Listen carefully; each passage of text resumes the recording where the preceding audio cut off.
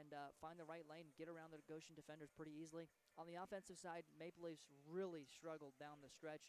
It looked like, we've heard from the sidelines, attack, attack, attack, and they were just kind of swinging it around along the 3-point arc and really not pushing inside very much.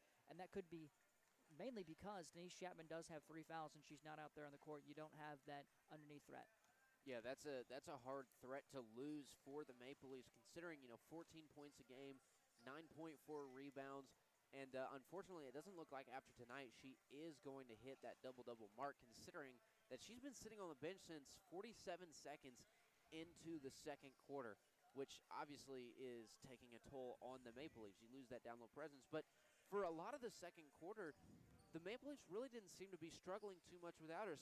Cyan Muhammad making some great plays down there in the paint, but just kind of the midpoint of that second quarter on, it was just like everything that had been happening just completely quit. Yeah, and we've seen this from the Maple Leafs before. They put up they're consistent in spurts, if that makes any sense at all. They're consistent in the fact that they play offensively and they play really well offensively in spurts throughout the season so far. We've seen them put up 25, 30-point quarters before, and then the next they'll put up 10 to 15.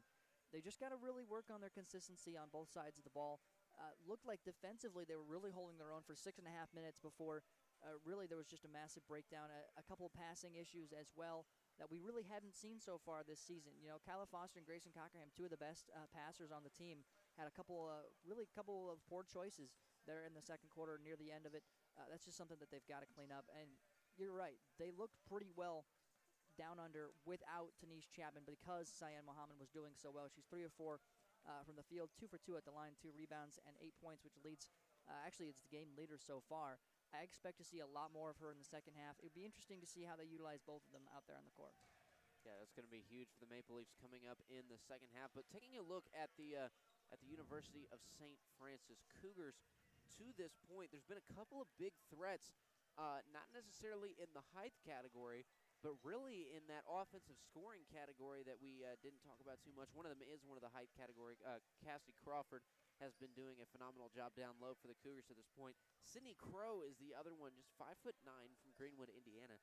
And she has done a great job so far of going up with the left, finishing through traffic after she reverses the entire floor. Yeah, she finds her lane, she chooses it, she picks it, and she makes it. I mean, that's been her game so far in this one.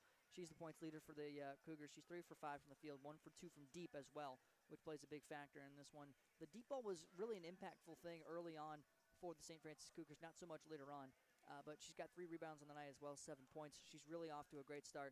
And you're right, she's able to finish with the left, which is a difficult thing for a lot of, especially, of course, right-handed players, which is the majority. But she's done a great job in this one so far. Once she finds her lane, she sticks to it. Then that's what we've seen from the Maple Leafs that they've struggled with. There's a lot of hesitation for the Maple Leafs to drive inside if your name isn't Denise Chapman or Cyan Muhammad. The other thing we've seen, too, is a lot of those three-point attempts from Cockerham, who really hasn't found her stroke to this point in the game for the Maple Leafs. She's one that we normally see. If she's going to get hot, she gets really, really hot off the bat. But to this point, she's kind of been struggling to find her stroke. She's gone down in the paint a few times, and I can't really tell if it's a lack of confidence or she just doesn't see what anybody else sees. But there's been a few times where she's hesitated and passed up on a good shot down low in the paint to kick it out and just pass around the three-point line. Yeah, and we saw her hesitate a little bit near the end of the second quarter there, and that might be because you look at her stat line. She's 1 for 9 from the field and 0 for 4 from deep, and she has to know that she's only made 1 shot in this game, that she's taken 9 shots. She knows full well how many shots she's taken and how many she's made, so that's an impact right there. That's a confidence thing right there. You know, you're having a rough game so far. Do you pull and take that shot? That's the question that's got to be going through her head right now. And I think if you're Grayson Cockerham in the second half, you just got to keep shooting.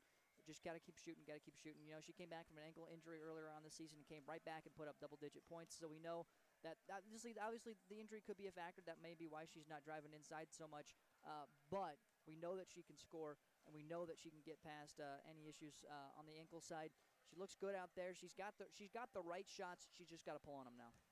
We are going to take a quick break before we come back for second half action between the Goshen College Maple Leafs and the University of St. Francis Cougars, the opening day for conference play. You're listening to your home for Maple Leaf Athletics, 91.1 The Globe, and the Go Leafs live stream.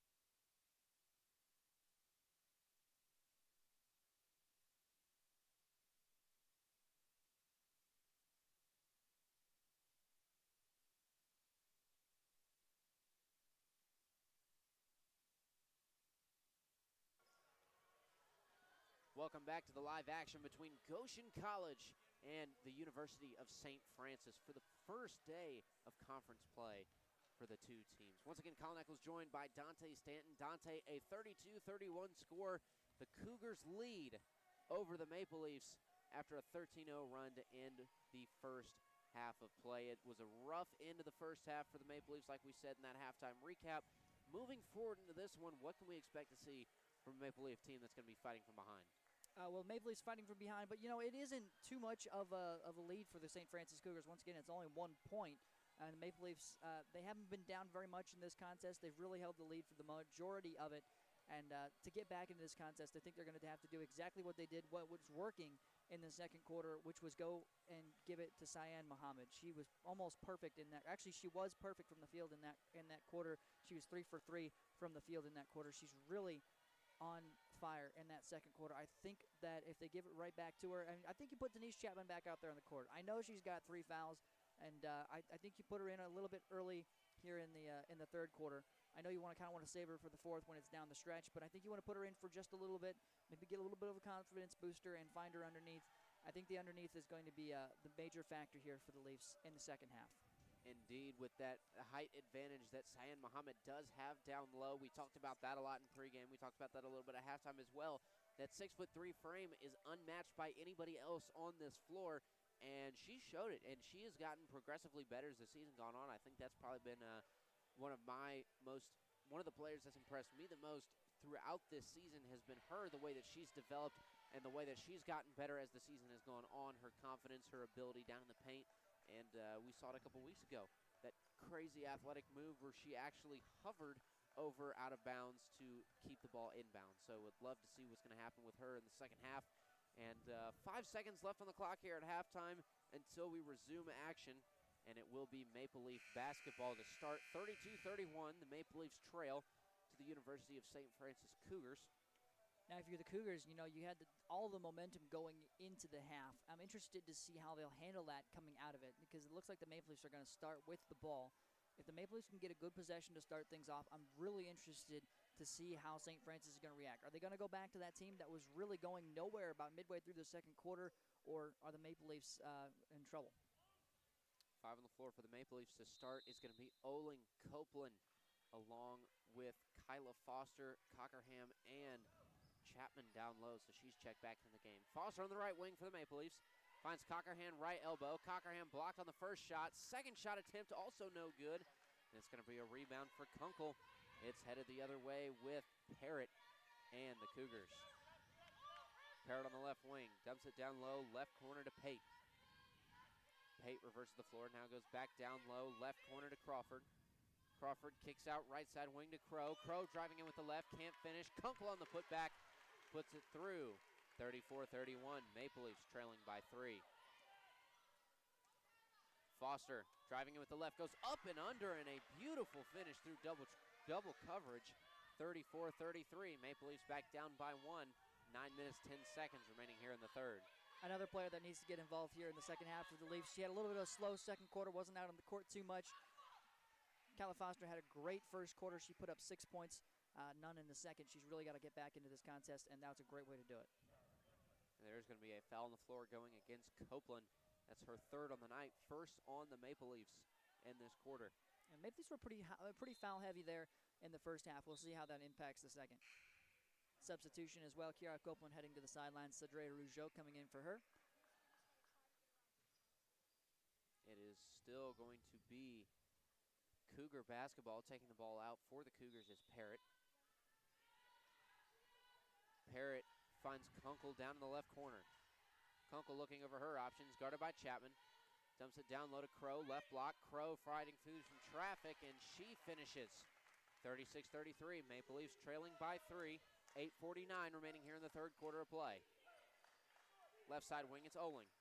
Oling finds Chapman down in the left block. Chapman, nowhere to go. Kicks back out top of the key to Rougeau. Rougeau for 3. Can't knock it down. Rebound for Foster. Foster! Count the bucket, and 1. 36-35, Maple Leafs down by 1. And Kyla Foster, when it counts the most, coming through with a clutch and 1 potential here. Yeah, and she becomes the first player on either side to reach the double digits mark. She's got 10 now, and looking to convert her second old-fashioned three-point play of the contest. She had one in the first quarter. Really off to a hot start here in the third. Exactly what the Maple Leafs need, and she could tie it up here. And she does just that, 36 apiece with 8:34 remaining here in the third quarter. And it's going to be Parrott to bring the ball up for the Cougars, but some full-court press action coming from the Maple Leafs. Easily broken by the Cougars. On the right side wing, it's Pate. Pate pulling for three. Can't knock it down. Ball knocked around, picked up by Oling. She hands the ball off to Foster to rush up the floor. Foster takes it coast to coast, too hard off the glass. Board for Chapman, and Chapman drops it in. 38-36. Maple Leafs right back in front with 8:07 to go here in the third. Great control by Kyla Foster on that last drive. Wasn't able to put it down, but she was able to control herself and not throw a wild shot. Crow on the left wing for the Cougars. Crow back up top to Parrott. And Parrott slows it down for the Cougars. Parrott, top of the key. Driving in now at the left. Nowhere to go. Picks up her dribble. 6 seconds left on the clock. Finds some room and is able to finish. 38 apiece to score. 7:37 remaining here in the third. Cockerham driving in with the left. And Cockerham finishes after nearly being ripped on the drive. 40-38. Maple Leafs back in front, and this one is turning into a back-and-forth ball game. On the left side wing, it's Crow. Crow has nowhere to go. Great defense by Chapman. Kicks it out right side wing to Pate. Pate back over left side wing. Crow for three. Can't knock it down. Cockerham comes down with a board. Cockerham brings it up the floor for the Maple Leafs. Cockerham hands the ball off to Foster, and Foster will reset at the logo. Really the first time the Maple Leafs have slowed things down over the past 4 drives. Right side wing, Cockerham finds Boots, right corner for three. Can't cash it in. Cockerham, big offensive board, loses the ball out of bounds afterwards, and the ball's right back to the Cougars. 40-38 the score. 6:50 remaining here in the third. Maple Leafs lead. Couple substitutions. Andrea Ruggiero coming out there for the Maple Leafs, sends Cockerham to the bench, and Dunnick is going to make her way out there for the Cougars. Bringing the ball up the floor for the Cougars is Parrott. Fast and furious quarters so far. Both teams trading points. Parrott guarded by Foster. Crosses half court, sets up shop at the top of the key. Parrott shifting to the left side. Tries to drive in with the left and finishes off the window. 40 apiece. We've seen that off the window drive multiple times here. Not only near in this half, but also near the end of the second from the Cougars. That's been a shot that's worked really well so far for them. And it just seems like the Maple Leafs aren't able to contain that nasty little crossover that any of the guards for the Cougars have had to this point. Foster brings the ball up the floor for the Maple Leafs. Once again, tie ball game, 40 apiece with 6:25 remaining here in the third. Top of the key, it's Oling. Oling finds Chapman, right block. Chapman driving in down low and finishes off the window. 42-40, Maple Leafs back in front. 6:12 remaining in the third. Maple Leafs saying, whatever you can do, I can do better. They go back down the other way and basically put up the same shot. From the right block, it's Crawford. Crawford nowhere to go. Great defense from Chapman. Kicks it back to the top of the key to Pate. Pate passes right side wing to Crawford. Crawford driving inside. Fouled on the shot. She'll head to the line to shoot two. Yeah, good move there by Crawford. She went through about 3 defenders there to make that, to put up a shot and get drawn on the foul. Foul is going to be on Kyla Foster. That's her second.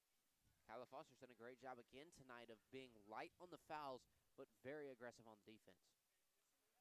And at the line now is Cassidy Crawford. And her first shot is up and good. Make it 42-41. But so far, St. Francis not doing extremely well at the free throw line. They're 9 of 15 now, just over 60%. Second shot on the way is no good. Keeps the score at 42-41. Maple Leafs still in the lead with 5:49 remaining here in the third quarter. Foster driving in with the left and easy finish for Kyla Foster. 44-41, Maple Leafs extend the lead. Foster with an excellent play there. Looked like she was going to slow things down and kind of direct traffic from that offensive standpoint. Really just decided to fake everyone out and move inside and instead. A big rip for Emmy Boots, but Chapman is ripped again. And it's going to be right back to the Cougars. Top of the key, it's Dunnick, and a foul going against Dunnick as she got trapped up at the half-court line and got a little bit too aggressive trying to create some space. An interesting situation there as well. Cassidy, Crawford, and Dunnick were both fighting for the ball. Crawford actually had to go up into the stands and kind of work her way around to get back out there on the court. Kyla Foster will bring the ball up the floor for the Maple Leafs. Foster over to Oling on the right side wing. Oling finds Chapman on the right block, and Chapman just no love from the rim on that shot. Ball's in and out, and a full court press coming for the Maple Leafs. I think they're going to get Rougeau there for a foul. And they are going to get Rougeau for a foul. That's her third. We got a substitution. Rougeau's going to head to the sidelines. Coming out for her is Grayson Cockerham. We'll see how she does. 5:03 remaining here in the third quarter. 44-41 the score. Maple Leafs lead by 3. And it's going to be Fueling to work it up the floor for the Cougars.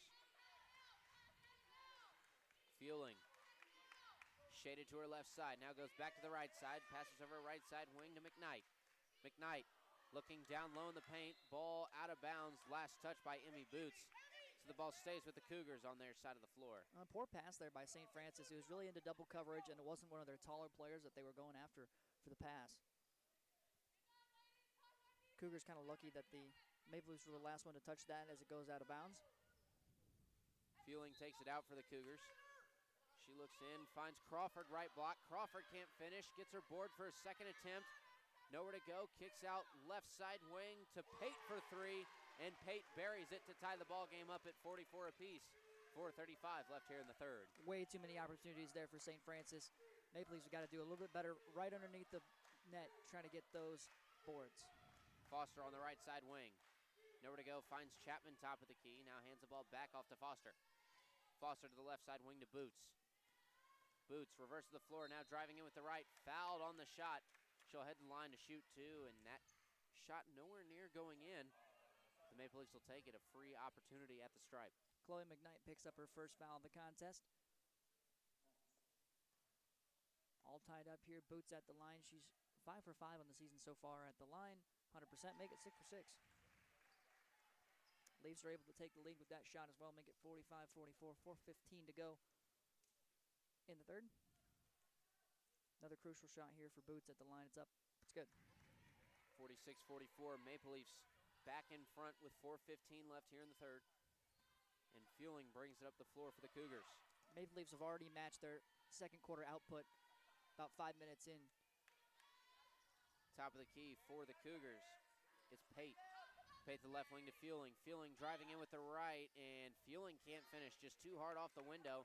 Rebound for Oling. She'll bring it the other way for the Maple Leafs. Foster right side wing, hands the ball off Chapman. Chapman trying to drive inside, fights through some contact, and her shot's going to be blocked down low. It'll be Fueling taking it the other way for the Cougars. McKnight, right wing for the Cougars for 3. In and out of the rim, just didn't want to go through. Rebound, Cockerham headed the other way. 46-44, Maple Leafs still lead, and a foul on the floor with 3.5 minutes left here in the third. Yeah, one's going to go on Cockerham. The foul against Aubrey Dunnick, that's her second. Couple substitutions. Cyan Mohammed makes her way out onto the court for Tanish Chapman, and coming in for St. Francis will be Sydney Crow and Tiana White. Kyla Foster will take the ball out for the Maple Leafs. Foster surveying her floor, looking over the options, finds Cockerham on the left wing. Cockerham driving inside, short teardrop, but she knocks it down. 48-44, Maple Leafs extend the lead to 2 possessions with 3:20 left here in the third. That's the kind of shot selection you love to see from your senior out there. That's a perfect shot for her. Mid-range, nailed it. McKnight on the left wing for the Cougars, pulls for 3, short off the iron, and a foul will be staying here. That one's going to go against Cockerham, who knotted it up with Tiana White. Grayson Cockerham picks up her second. With 3:09 to play here in the third. Not really in foul trouble. Substitution for the Maple Leafs. I believe that's Janara Flowers making her way out for Kiana Oling. Fueling takes the ball out of bounds for the Cougars. Looking over her options, and stoppage of play. It's going to be a foul. Looks like it was kind of a holding foul. And a foul on Cyan Mohammed. That's going to be Mohammed's second. The Maple Leafs are in the bonus. That'll send them to the line. And the shot is no good to start. 9 of 17 at the line are the Cougars in this contest. And Malia Kunkel knocks down 1 for 2, and it's a full timeout taken by the Cougars. We're going to take a quick timeout of our own. 48-45 the score. Maple Leafs leading by 3. You're listening to your home for Maple Leaf Athletics. 91.1 The Globe in the Go Leafs live stream.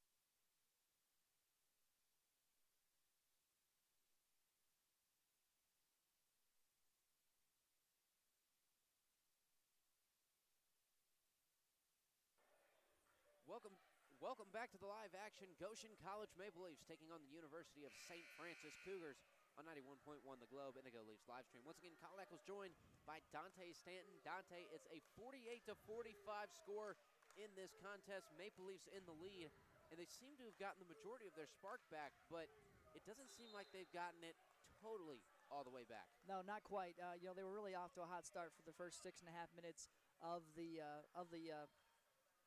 second quarter. And, you say that, haven't really gotten it all back. They only had 13 in that second quarter. They've got 17 so far in just about the same amount of time that they put up those 13 points. I think they're all the way back. They just got to complete this next offensive drive to prove it.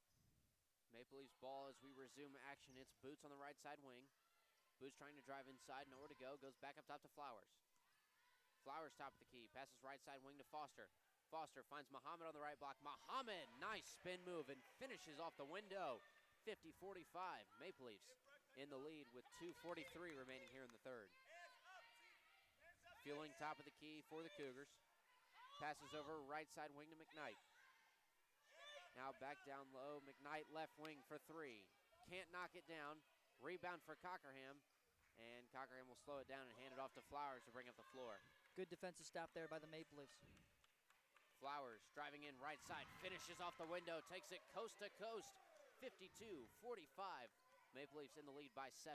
Flowers with 9 on the night. She put up 7 in the first quarter. That's her first point since that first quarter. From the right side wing, it's Crow. Crow kicks out, Fueling on the left wing.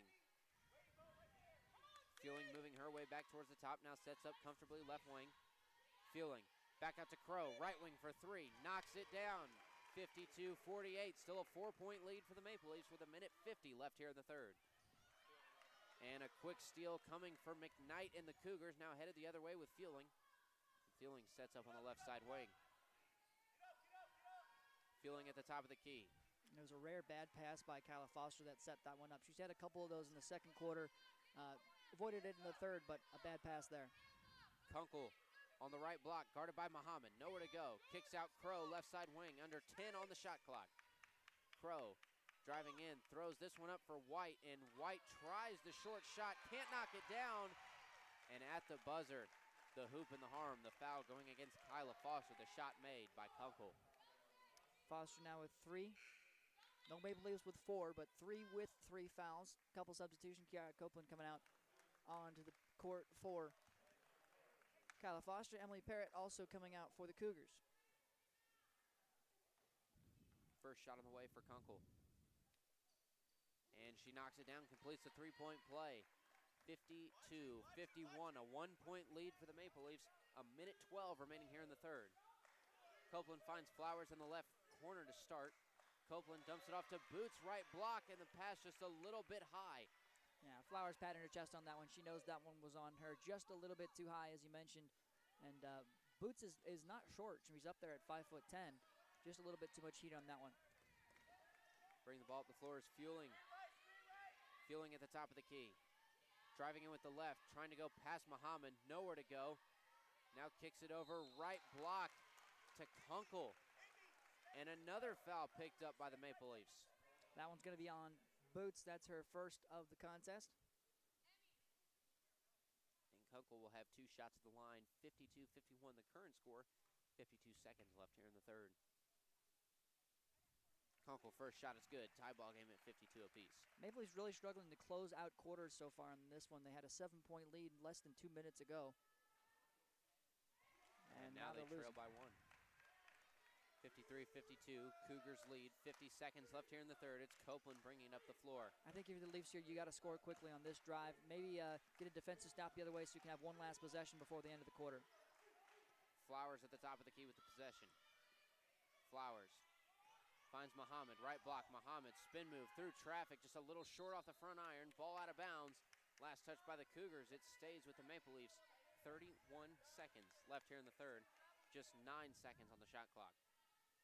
Yeah, I think if you're the Leafs, you got to go straight back to Muhammad. There's not many players that can match up with her. You got a 6-foot player out there, but she's still got the height advantage. You got to get it down low to her and try to take back this lead. And they're going to reset the shot clock to 20, so that does give the Maple Leafs a little bit more of an advantage. They can waste a little bit more time on this possession as well. Copeland takes the ball out, finds Cockerham on the left wing. Cockerham driving inside. And she's called for a travel, which turns it back over to the Cougars. 53-52 the score. Maple Leafs still trailing by 1. 25 seconds left in the third. No shot clock. Top of the key, it's Parrott. Parrott guarded by Boots. Parrott at the logo. 10 seconds left here in the third. Parrott shifting to the left wing, now trying to drive in left side. Puts up a shot, and she's fouled on the shot. And will head to the line to shoot 2. And Coach Stephanie Miller for the Maple Leafs is livid over on the bench. Yeah, she's calling for Emmy Boots to kind of sit back on defense, and she wasn't able to. She ran into a St. Francis defender, almost went to the ground. Cyan Muhammad heading to the sidelines. Coming in for her is going to be Zoe Zellers. Parrott at the line is 2 for 2 on the night so far. Make it 3 for 3. 54-52. Maple Leafs trailing by 2 points. Like you said, they led by 7 just 2 minutes ago. And now they will trail by 3, 55-52. And there's 5 seconds left on the clock. It'll be 1 shot for the Maple Leafs. Cockerham will take it out. And it's full court press for the Cougars. Copeland trying to bring this up the floor. Copeland trying to find some room. Puts it up at the buzzer. And no shot will go down. 55-52 as we head into the fourth quarter of play. Maple Leafs trail by 3 to the University of St. Francis Cougars. You're listening to your home for Maple Leaf Athletics, 91.1 The Globe, and the Go Leafs live stream.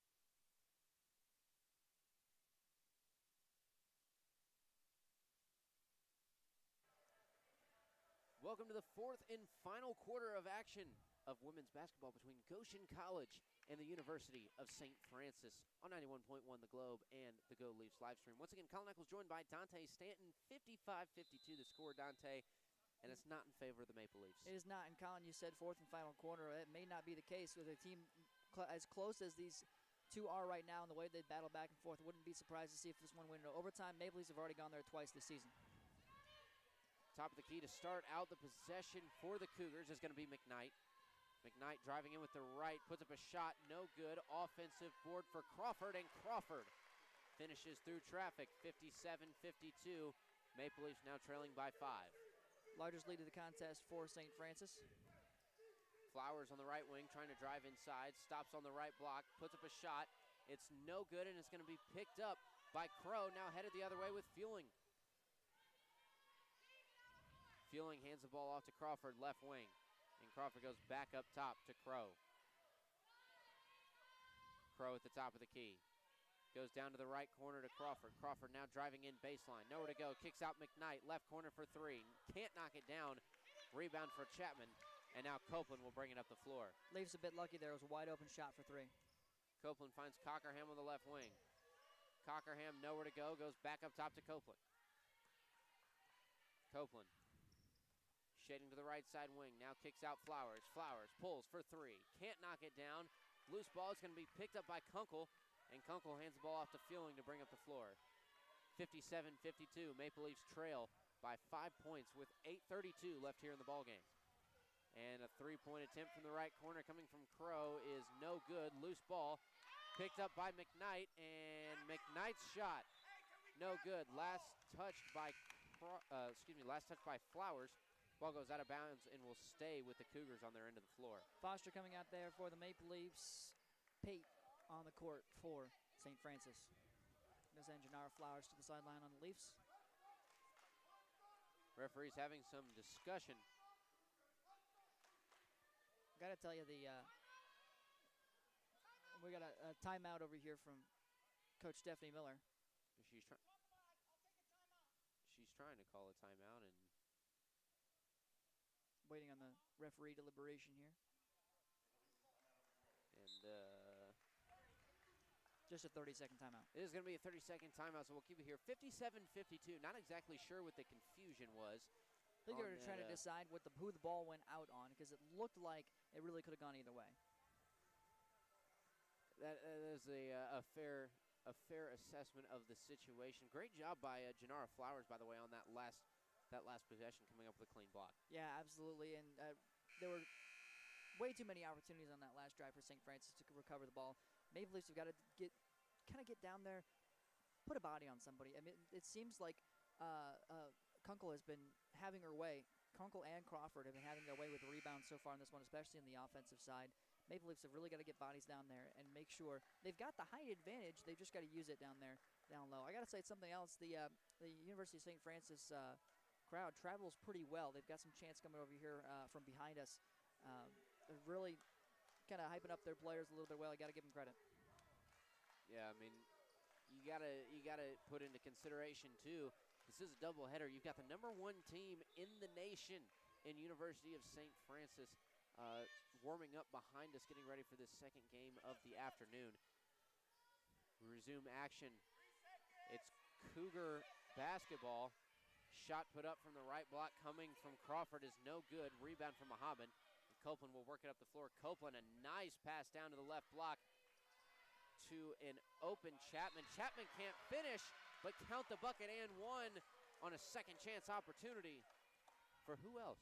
But Kyla Foster. That's right. She's having a great game so far. Foul's going to go there against Kunkel, her first, but Kyla Foster with her third opportunity of the game to make it a three-point play. She's converted on the other two. If she makes this shot, it'll be just a two-point ball game. Shot up, no good, but grabbing the rebound is Mohammed. And she puts it back up for 2. 57-56. Maple Leafs cut the lead down to just 1 point for the Cougars. 7:50 remaining here in the fourth quarter. And it's two true freshmen in Cyan Mohammed and Kyla Foster who are leading the way for the Maple Leafs with 13 points for Foster and 12 for Mohammed. Top of the key, it's Kunkel for the Cougars. Kunkel passes over left side wing to Pate. Pate dumps it down to Crawford, left block. Back up top to Kunkel. And back up top one more time to Crawford for 3. Can't knock it down. Rebound for Kyla Foster. Foster pushing the other way. Finds Copeland in the right corner. And Copeland stepped on the line.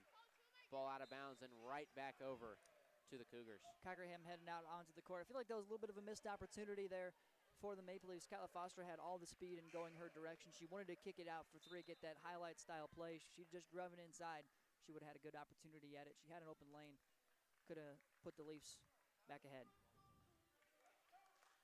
And it will be Cougar basketball. Taking the ball out is Dunnick. And she'll find Parrott to bring it up the floor. Parrott, top of the key, passes over right side wing to Kunkel. Kunkel now over the left side wing, back to Parrott. Parrott driving inside, nowhere to go. Kicks out Crow, right wing for three, and she buries it, 60 to 56. 4-point deficit for the Maple Leafs. 6:57 left here in the fourth. Kyla Foster trying to take it coast to coast. And a foul on the floor. Cyan Muhammad, great job getting up and getting that offensive board. Yeah, absolutely. And you know, one of those wide open threes had to start dropping for St. Francis here in the second half. They hadn't really been hitting it too well.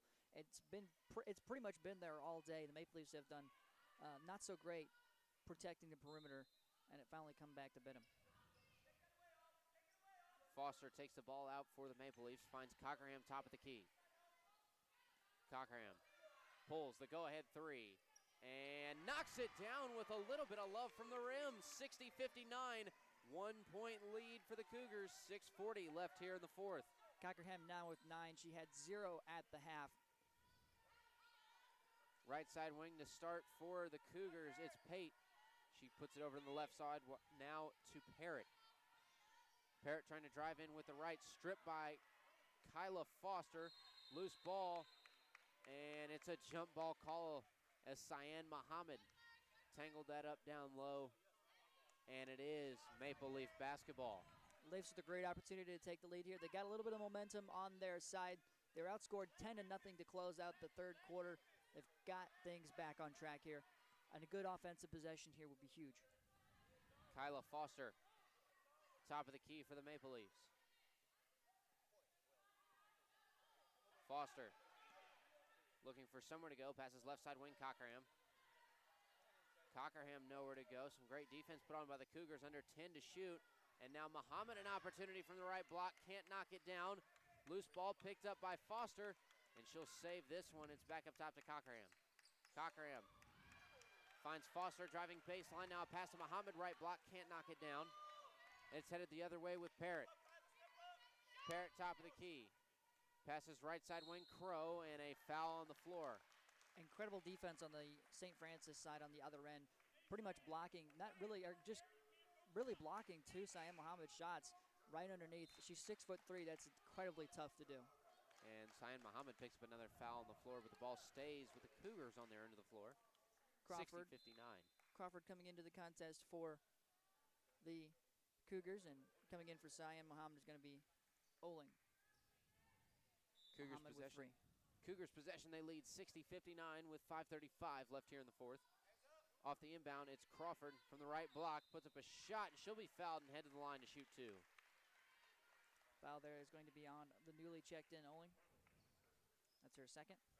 And the foul trouble for the Maple Leafs down the stretch has really come back to bite them. They've given the Cougars a lot of opportunities at the line this afternoon. They have, and well, the Cougars really haven't done a great job of taking advantage, as that shot is up and no good. They're 15 of 24, less than 65% at the line.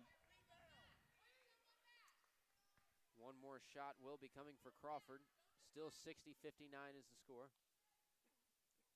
Second shot on the way, and that one is no good. 60-59 remains the score. Kyla Foster brings it up for the Maple Leafs. Huge missed opportunity there for St. Francis. Those are shots that they've got to put down if they intend to keep their lead. On the right side wing, it's Oling. Back up top to Foster. Foster finds Boots left wing. Dump down low to Chapman, left block. Chapman fighting through contact. Can't finish on the shot. And it's going to be a full court press coming for the Maple Leafs, but the Cougars are going to get it across. Right side wing, it's Crow. Back up top, Kunkel for three. Can't knock it down. Rebound for Chapman. She'll hand it off to Foster. Foster moving this one up the floor. Now Foster taking it coast to coast and almost gets the bucket after the foul. Instead, she'll just head to the line to shoot two. 60-59, the current score. Maple Leafs trail by one. Reagan Pate's going to pick up that foul. Kyla Foster's at the line. She's got 15 points in the night. She's 2 for 3 at the line. Coming in on the Cougar side is going to be number 11. That's Chloe McKnight. Foster at the line. First shot on the way, and she knocks that one down. Tie ball game at 60 apiece. Kyla Foster, we talked about her in pregame not really being so much of the statistical leader that we've seen from some of the Maple Leafs players, but tonight she sure is being both sides of the ball for the Maple Leafs. Absolutely. She's really flipped the narrative so far in this one. The Maple Leafs team leader in points. She's actually leading both teams with 16. 61-60 the score after a 2-for-2 trip for Foster. Maple Leafs back in front, 4:39 left in the ball game. And an opportunity from the left block is good for Malia Kunkel, and that is going to make it 62-61. And now a timeout taken by the Cougars. It's a full timeout, and we are going to take it, actually keep it right here. Just a reminder, if you're looking for more Globe content, take the Globe on the go with the Radio FX app, the TuneIn Radio app, and globeradio.org. You can catch the Globe 24/7, 365 days a year, no breaks for exclusive content, and, of course, culturally progressive music in Maple Leaf Athletics. That's right, and you can check out 91.1 The Globe's flagship show, The Breakfast Blend, from 6 to 10 weekday mornings here on 91.1 The Globe. Wake up with The Breakfast Blend. Both you and I are actually on The Breakfast Blend. It's a great time. We are. Make sure that you check that out. Yeah, we have a lot of fun in the mornings. It's an Absolutely. early morning. It is. On Wednesdays. For the host especially. Yes, it's an early morning on Wednesdays and Thursdays for the two of us, but it is. a great time nonetheless. 62-61 is the score here, Dante, between the Maple Leafs and the Cougars. It's the opening round of conference play in the Crossroads League for these two, and it's shaped up to be one heck of a ball game this afternoon. What are you seeing from the Maple Leafs that needs to happen in the next 4 minutes and 33 seconds of this ball game for them to be able to come out with a victory? Well, I think they need to expand their offense a little bit. They've mostly been doing the push inside to get to Mohammed. We've been talking about how well that's worked so far, and it has been working.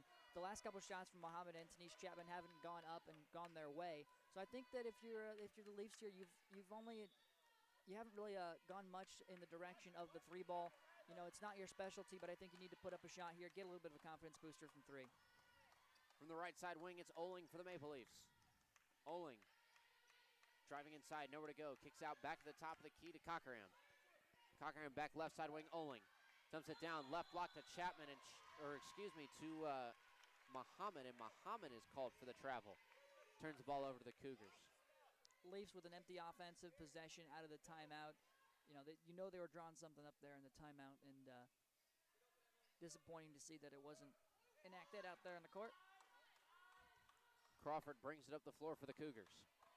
She'll start out top of the key. Cougars lead 62-61. Crawford looking for somewhere to go. Finishes from the right block. 64-61. 3-point deficit for the Maple Leafs with under 4 minutes to go now here in the ball game. Cougars continue to have their way inside. Right side wing is Oling. Oling back up top to Foster. And Foster swings it left side wing, Cochran. Cochran finds Muhammad. Left block now to the right block to Chapman. And Chapman finishes off the window, 64-63. Now just a 1-point lead for the Cougars. Crawford, top of the key. Crawford, spin move in the paint. Drops the teardrop through, 66-63. If you're the Maple Leafs defense, there's very little you can do about that. That's just a fantastic basketball move there by the Cougars. Foster, top of the key for the Maple Leafs. Hands the ball off to Muhammad. Muhammad back over to Foster. Foster finds Chapman, right block. Chapman fighting through the traffic. 66-65, timeout taken by head coach Stephanie Miller of the Maple Leafs. It's a 30-second, and Dante, once again, will keep this one right here. Great fight from the Maple Leafs to close out the end of this game. Absolutely, and I got to say, maybe I called it a little early. I said maybe the Maple Leafs should stop going inside. The last couple drives, they tried to go inside with Cyan Muhammad and Denise Chapman. It really wasn't following. Now, back-to-back drives, and Denise Chapman's put up points. She's in the double digits now with 11. She's 5 for 9 from the field. And Maple Leafs now with three players in the double digits, 2 right behind with 9, and Grayson Cockerham and Janara Flowers. They are spreading the ball around very well. And as we mentioned earlier, they've got 2 freshmen at the top of the scoreboard. They've got Kyla Foster up there with 17 points. Right behind her is Cyan Muhammad with 12. Interested to see what kind of impact they'll have here down the stretch. We'll see if they're back out there on the court. I know Kyla Foster went off to the sidelines just a little bit ago, both with 3 fouls. We'll see how that impacts the Maple Leafs down the stretch. 66-65 the score. Maple Leafs trailing by 1. 3:04 left here in the ball game. The first of 2 ball games that we have this afternoon. The men's game will follow up once this one is done. Crow brings it up the floor for the Cougars. She'll start out top of the key. Crow now shading over to her right side, guarded by Chapman. Crow looking for somewhere to go, goes back up top. 15 seconds on the shot clock, fires over right side wing to Kunkel. Kunkel back up top to Crow. Crow to the left wing to McKnight. McKnight under 10 to shoot. Back down to the left corner to Crawford. Now a big shot coming from McKnight, top of the key. And she somehow knocked that one down in the face of Cockerham. Now Cockerham from the left wing for a three of her own, knocks it down. 69-68. Maple Leafs trail by one, and this is a slug-for-slug game. Looks like more like a boxing match out there. They're trading blows back and forth, and not a ton of defense on either side. Top of the key, it's McKnight. Pass over left side wing, Parrott. Parrott driving inside, trying to find some sort of room. Nowhere to go. Back up top to Crow for three. Airballs that one. It's out of bounds and back to the Maple Leafs. And they have a great opportunity to take the lead. Great awareness there by the Leafs. We've seen a couple times in this game where where those shots kind of airball and they fall short, and the Maple Leafs are trying to grab them before they go out of bounds. They realize that there's no one there for the Cougars to grab it before it goes out. They let it go out of bounds, and they got possession. Chapman top of the key for the Maple Leafs. Hands the ball off to Muhammad. Muhammad pass left side wing to Cockerham. Cockerham finds Muhammad. Left block, Muhammad, spin move. Can't finish off the glass. Rebound for Kunkel, a minute and a half to go here in the fourth quarter. Left side wing, McKnight for three. Can't knock it down. Big board for Cockerham, and Cockerham will push it up the floor. Not a smart shot from McKnight on the far side. Cockerham, nowhere to go. Down in the paint, it's a jump ball. And it's going to be back to the Cougars with a minute 17 left in the ball game. Maple Leafs trail 69-68. Good basketball IQ play there by the Cougars. Awareness of where the jump ball possession arrow was at. This close to the end of the contest, just a minute 17 to go, up by one. Great basketball IQ play right there. Bringing the ball up the floor, it's Parrott. Parrott hands the ball off to Crawford. Leafs cannot afford to have the Cougars drain a free three. Crawford, top of the key. Driving inside, kicks out Crow, left corner for three, and she buries the three. Under 1 minute to go, 72-68 the score. Maple Leafs trail by four. Leafs has got to score, and they got to score quickly. Foster on the left wing, trying to create space, drives inside, fouled on the shot. She'll head to the line to shoot two with 48 seconds left. And you said they couldn't allow a three, and they let Crow shoot about as wide open of a three as you can let her shoot. Yeah, and we've seen that a lot tonight. They're 9 of 24 from deep, and Maple Leafs are really just lucky that throughout this contest they haven't made more of them. Substitution, Emmy Boots coming in for Grayson Cockerham. Doesn't look like Cockerham's going to be out for very long, but Foster's at the line for some very important free throws. And she knocks down her first. 72-69, a three-point game with 48 seconds left, and the Maple Leafs are the ones on the trailing side. And the Leafs have not led since 48 seconds were remaining in the third quarter. 72-70 as it's a 2-for-2 trip. And now Drea Rougeau back into the game as well. Rougeau, one of the better defenders for the Maple Leafs. Not surprised to see their big defensive lineup out there. Full court press for the Maple Leafs. Kunkel will take it across half court and start out on the left wing. Rougeau tangles this one up, loose ball, but it's picked back up by Parrott. And a foul on the floor with 37 seconds left. Don't really understand the lack of a jump ball call there. It looked like Rougeau had it tangled up just long enough for that jump ball to be called, but nonetheless, got a timeout over here from Coach Stephanie Miller. And she is going to take a timeout, and it is going to be a full timeout. So this time we will take a quick break. 72-70 with 37 seconds left in the ballgame. You're listening to your home for Maple Leaf Athletics, 91.1 The Globe and the Go League.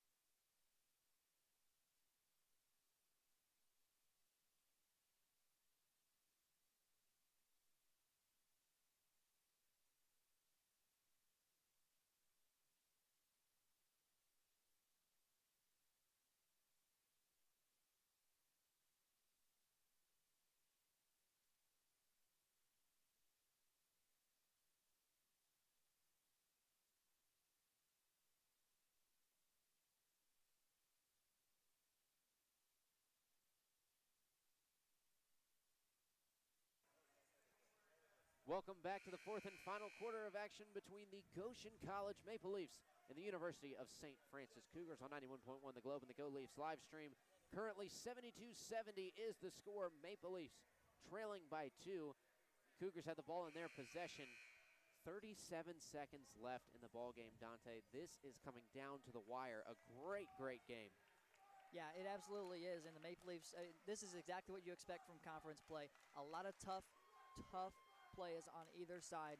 And, you know, pretty much you like to see every conference game come down to the wire, and that's exactly what we're seeing. We're seeing renewed intensity from this Maple Leaf squad. Crow takes the ball out for the Cougars. Muhammad, a big, lengthy defender in front of her. And the Cougars just barely get it in. It's Crawford at the top of the key. Crawford, 15 on the clock. Bobbing and weaving through traffic, kicks it back out to Parrott left side wing, and Parrott hands it right back off to Crawford. Crawford driving inside, puts up a shot from the right block, can't knock it down. Loose ball picked back up by Crawford, and a foul on the floor going against the Maple Leafs with 16 seconds left. And then that one's going to be on number 30, that's Siam Mohammed. That's her fourth. Shot clock is off, 16.8 seconds remaining. And a 30-second timeout taken by the Cougars. It's coming down to the wire. Yeah, that might have just sunk the Leafs right there. It was a kind of an iffy call. It looked like a loose ball, but nonetheless, the Cougars are going to come away with it. And Maple Leafs have got to do something here on the inbounds right away. And I think if you're the Maple Leafs, you keep Kyla Foster out there on the court because she's one of the ones who's really been able to get in there in the steals category so far. Yeah, I mean, at this point for the Maple Leafs, you're kind of grasping, not at straws at this point, but with 16 seconds left, you're down by 2. The ball's not in your possession. You're obviously in an uphill battle for the last 16 seconds of the game. So, yeah, and it's unfortunate because it's on the St. Francis Cougars side of the court. If it was in the backcourt, maybe the Maple Leafs could bring a little bit more pressure and set up their defense a little bit more. They're going to have the opportunity to set up their defense, of course, but it's not going to be in that same pressure that they like to bring. We get ready to resume action. It's Cougar basketball. Taking it out is going to be Crawford. Muhammad will be guarding the inbound. McKnight, right corner, and a quick foul pickup by Oling. Yeah, just took less than a second off the clock. 1.3 seconds off the clock. 15.5 remaining. And I think that's a good move there by the Maple Leafs. The Cougars have struggled at the line all night. They're 15 of 25. This is the right move. McKnight, first shot at the line, in and out, no good. And 15 seconds left.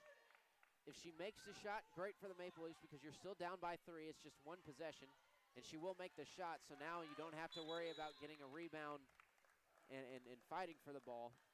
And a quick timeout taken by Coach Miller of the Maple Leafs. Yeah, surprised Coach didn't have the Maple Leafs kind of throw it up here and get it across the half-court line before she called that timeout. Would have set up the team in offensive possession on this side of the court instead of having to deal with maybe some backcourt pressure. But nonetheless, we'll at least have one more shot at sending this one to overtime. 73-70 is the score. The Maple Leafs trail by 3.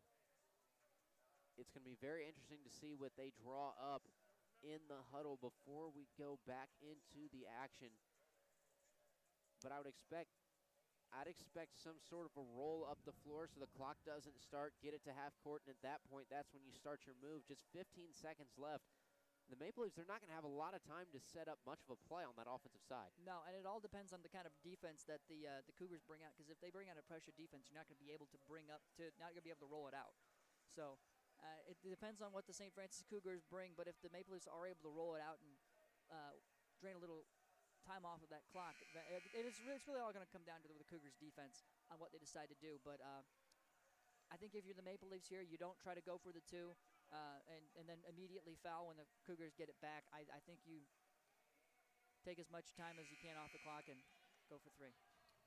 Yeah, I mean, that's at this point, that's your biggest and best option. And really, from a coaching perspective, if I'm looking at it, I think that's kind of your only option. There's no point in risking having to go 2 back-to-back 3-point plays. Right. Well, the Maple Leafs have done it before. They've gone to overtime in that situation before. Earlier on this season where they put up 2, they fouled, misses at the free throw line, and they were able to get back and score again. Cockerham will take the ball out of bounds for the Maple Leafs, and they will have it in possession on their side of the floor. Cockerham finds Chapman top of the key. Chapman hands the ball off to Foster. Now just 12 seconds left on the clock. Foster, top of the key. Looking over her options, finds Boots left wing. 4 seconds. Boots puts up a three. No good, and that'll do it for the first game of conference play. Final score is 73-70. The Maple Leafs fall to 0-1 in the conference and 3-5 on the season to a very solid University of St. Francis Cougars team. Give credit where credit's due. That's a tough team to beat, especially in your opening game of conference play. Yeah, the Maple Leafs put up an excellent effort in this one. Just a couple things would have swung their way, a couple shots here and there. Perimeter defense is going to be the main focus in practice this week, if I were to hazard a guess. Yeah, that is going to be a big one, and I imagine there will also be a lot of communication and rebounding drills going on as well. That's another area that the Maple Leafs kind of struggled in. So we're going to take a quick break, and we'll be back here in just a few moments for more live coverage of Maple Leaf basketball on your home for Maple Leaf Athletics, 91.1 The Globe and the Go Leafs live stream.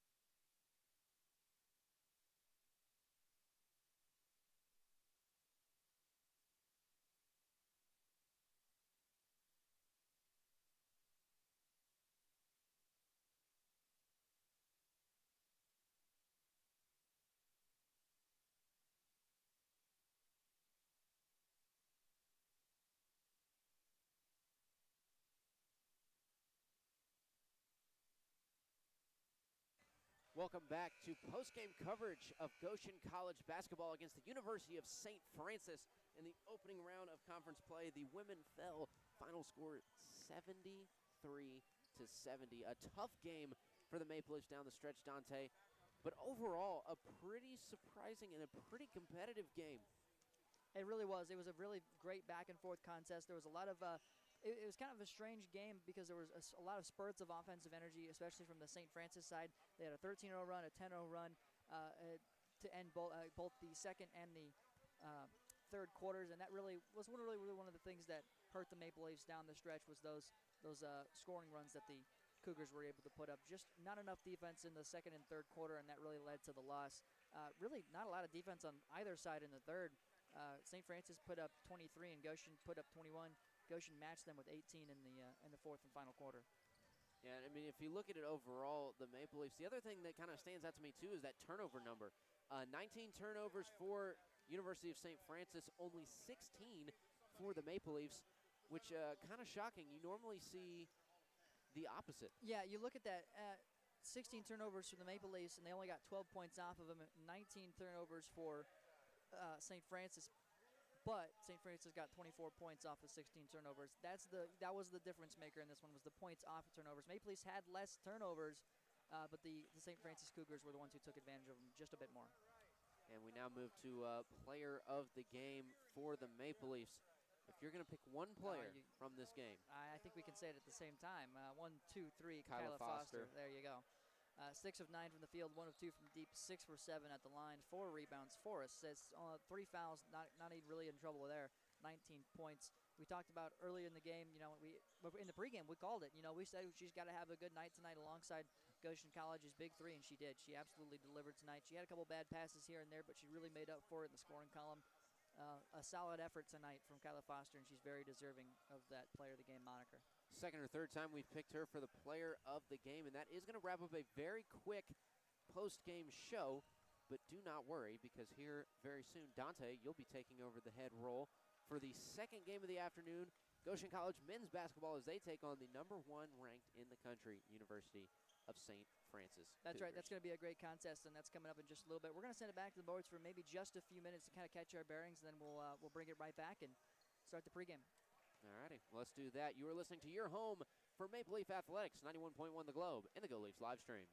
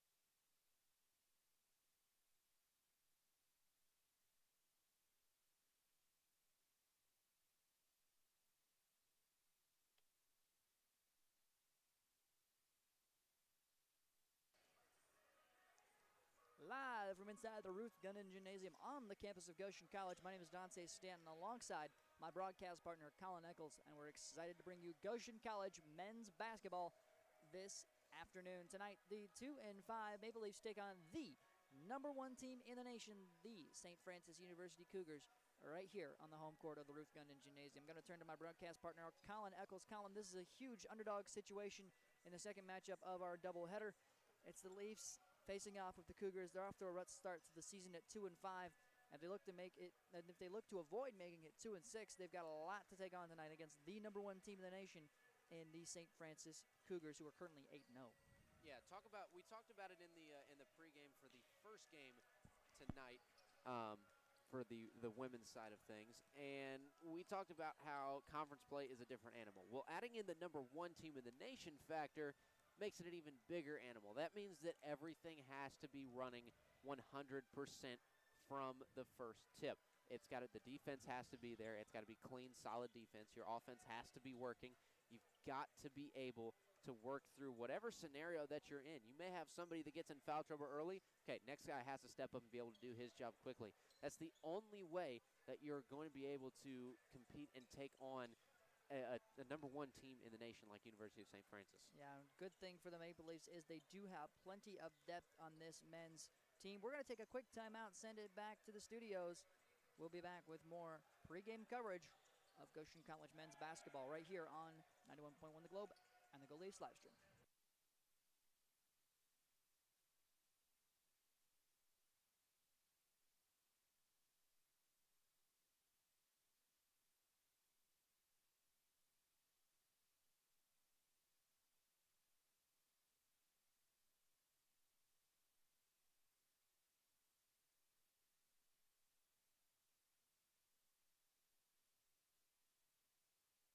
And we're back live from inside the Ruth Gunning Gymnasium on the campus of Goshen College. My name is Dante Stanton. Alongside my broadcast partner, Colin Eccles, we've got our second half of doubleheader action here on 91.1 The Globe. In the first contest of the afternoon, the Goshen College Maple Leafs women's squad fell to St. Francis University in their conference openers 73-70. Hotly contested contest back and forth.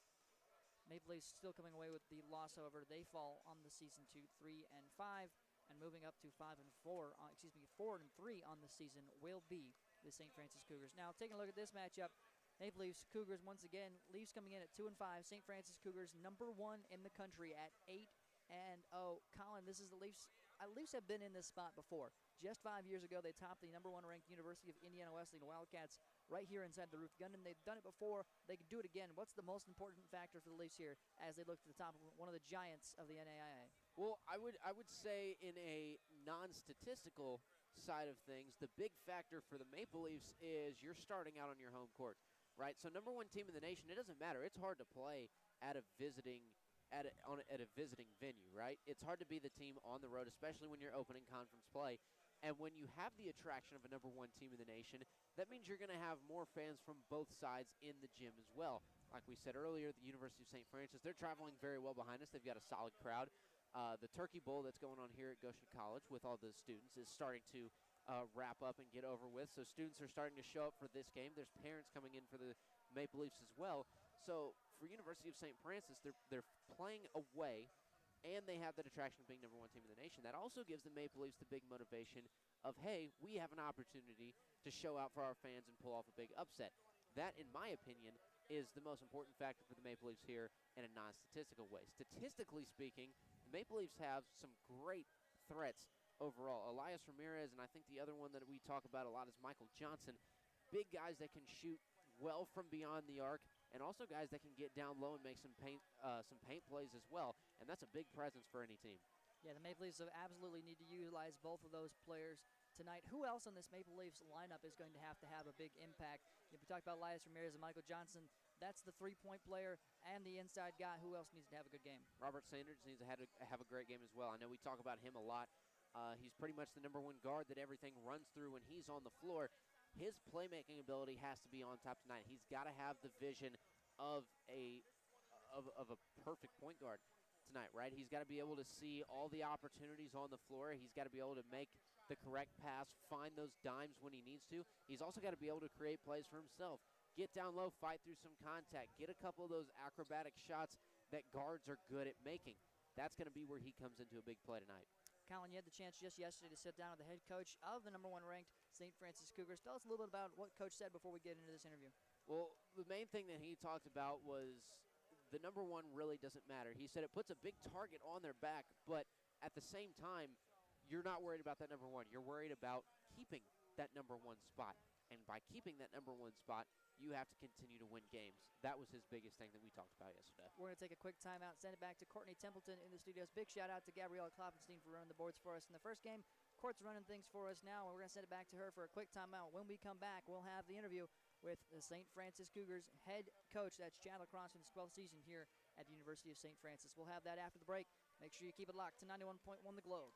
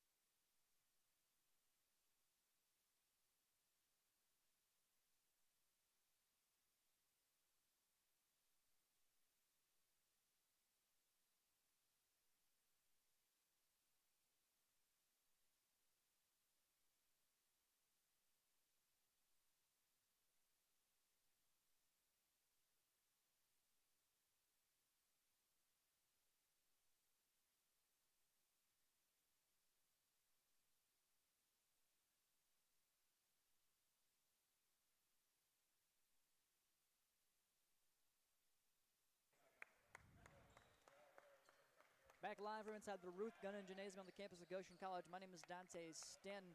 Big thanks to head coach of the St. Francis Cougars for sitting down with my broadcast partner here, Colin Eccles. That was Chad Lacrosse in his 12th season at the University of St. Francis. Colin, make it plain and simple for me. What was your biggest takeaway from that interview? Well, my biggest takeaway from that interview was just simply that the Cougars are really not looking to come out and show off the fact that they're the #1 team in the nation. They just want to come out and start off their conference season right and start it off by coming out with a big win today and playing great basketball. I think that's really all they're concerned about to this point in the year. I'm sure that we've got a great basketball game on the way. Once again, it's the Maple Leafs at 2-5 facing off with the #1 team in the NAIA. We're not talking Crossroads League. We're talking NAIA. One of the best teams in the nation, St. Francis Cougars at 8-0. It's going to be a good one. Make sure you stick around. More action is on the way, and we are just about ready to get down to tip-off. We'll have more when you come back on 91.1 The Globe and the Go Leafs live stream.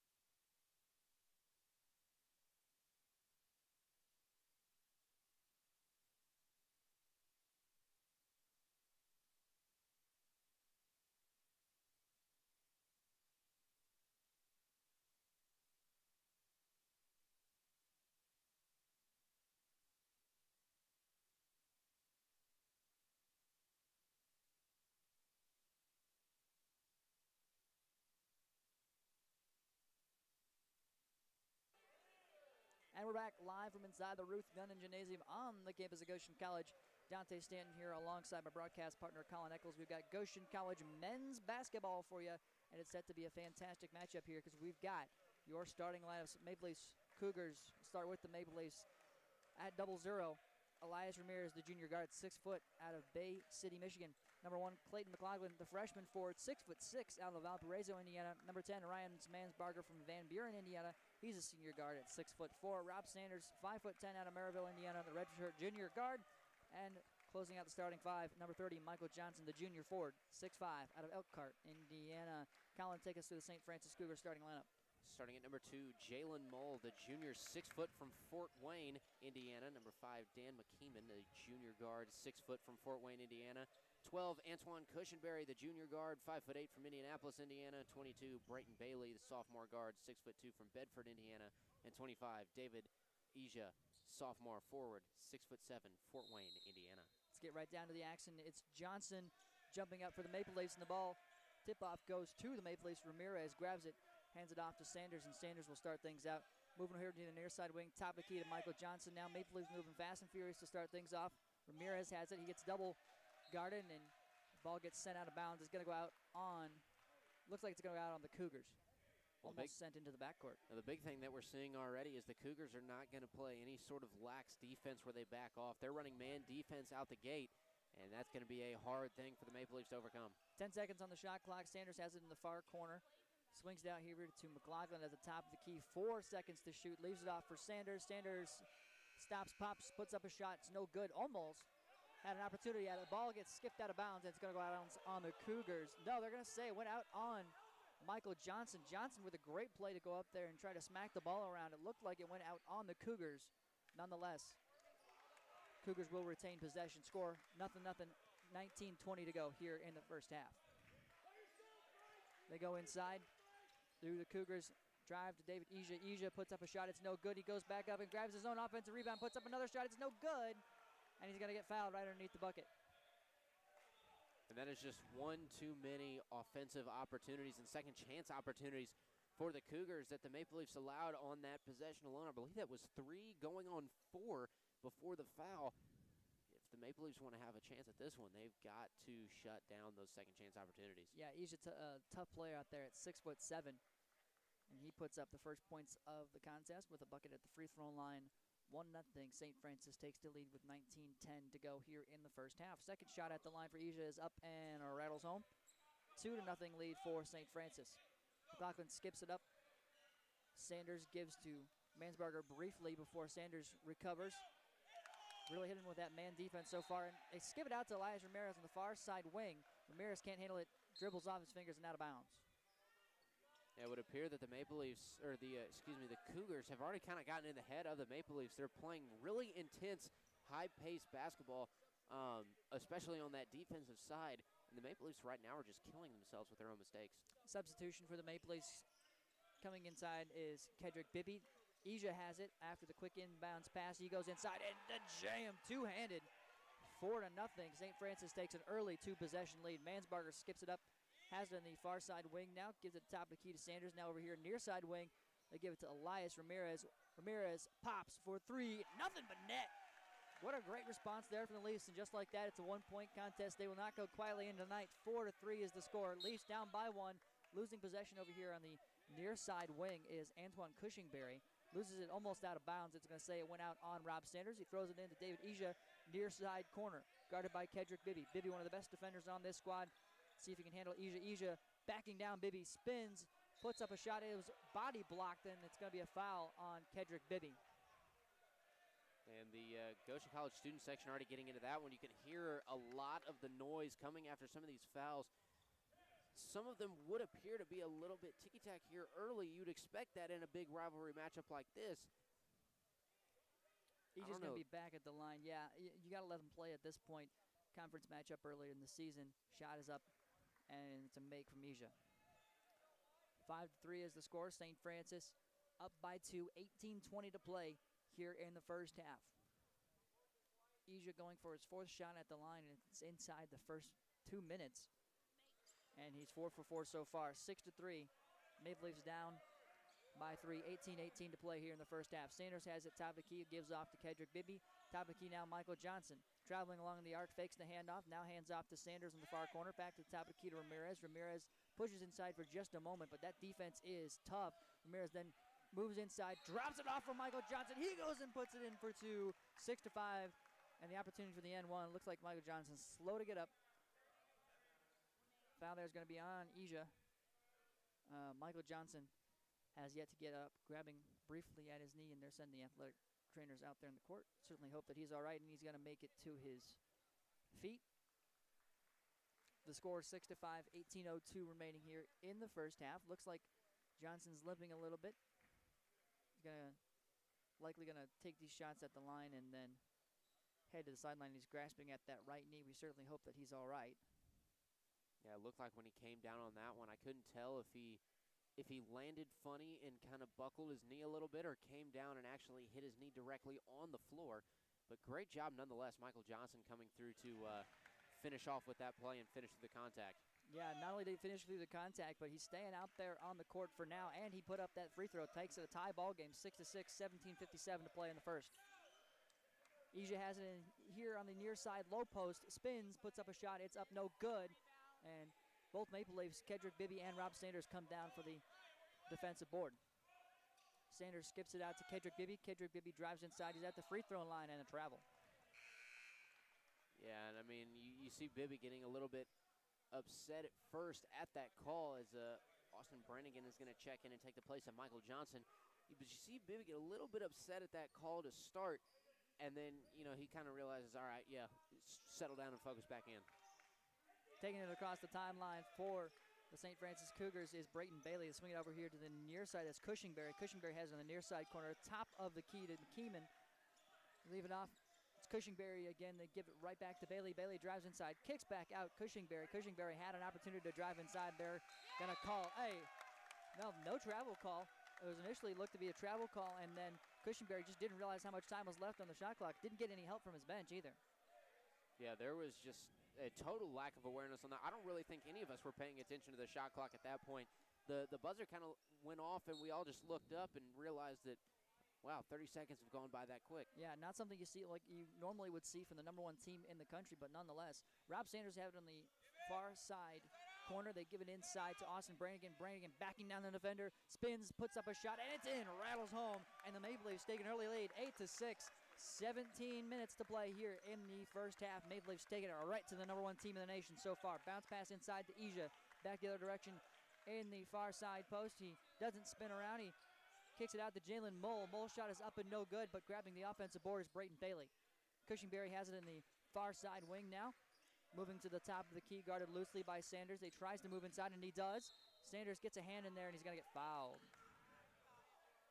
Yeah, and those second chance opportunities right now are really killing the Maple Leafs. Obviously, no easy bucket coming up on that one, but you're still sending Cushingberry to the line to shoot some free throws because of that second chance opportunity. The Maple Leafs defensively really need to box out and start pulling down those boards. At the line now will be Cushingberry. The Cougars are 4 for 4 at the line so far, make it 5 for 5, 8-7. They've really done most of their work so far at the free throw line. Once again, 5 of their 7 points have come at the line. Cushingberry will go up for his second. That one's up and good as well. Tie ball game, 8-8. Maple Leafs still holding on and doing pretty well here in the early goings against, once again, the #1 team in the nation, the University of St. Francis Cougars. Mansbarger takes it across the timeline for the Leafs. He's at the top of the key, skips it out to wide open Sanders. Sanders fakes the three, drives inside, puts up a shot. It's blocked and sent out of bounds. Sanders didn't get a hand on it before it goes out, so it will remain Maple Leafs ball.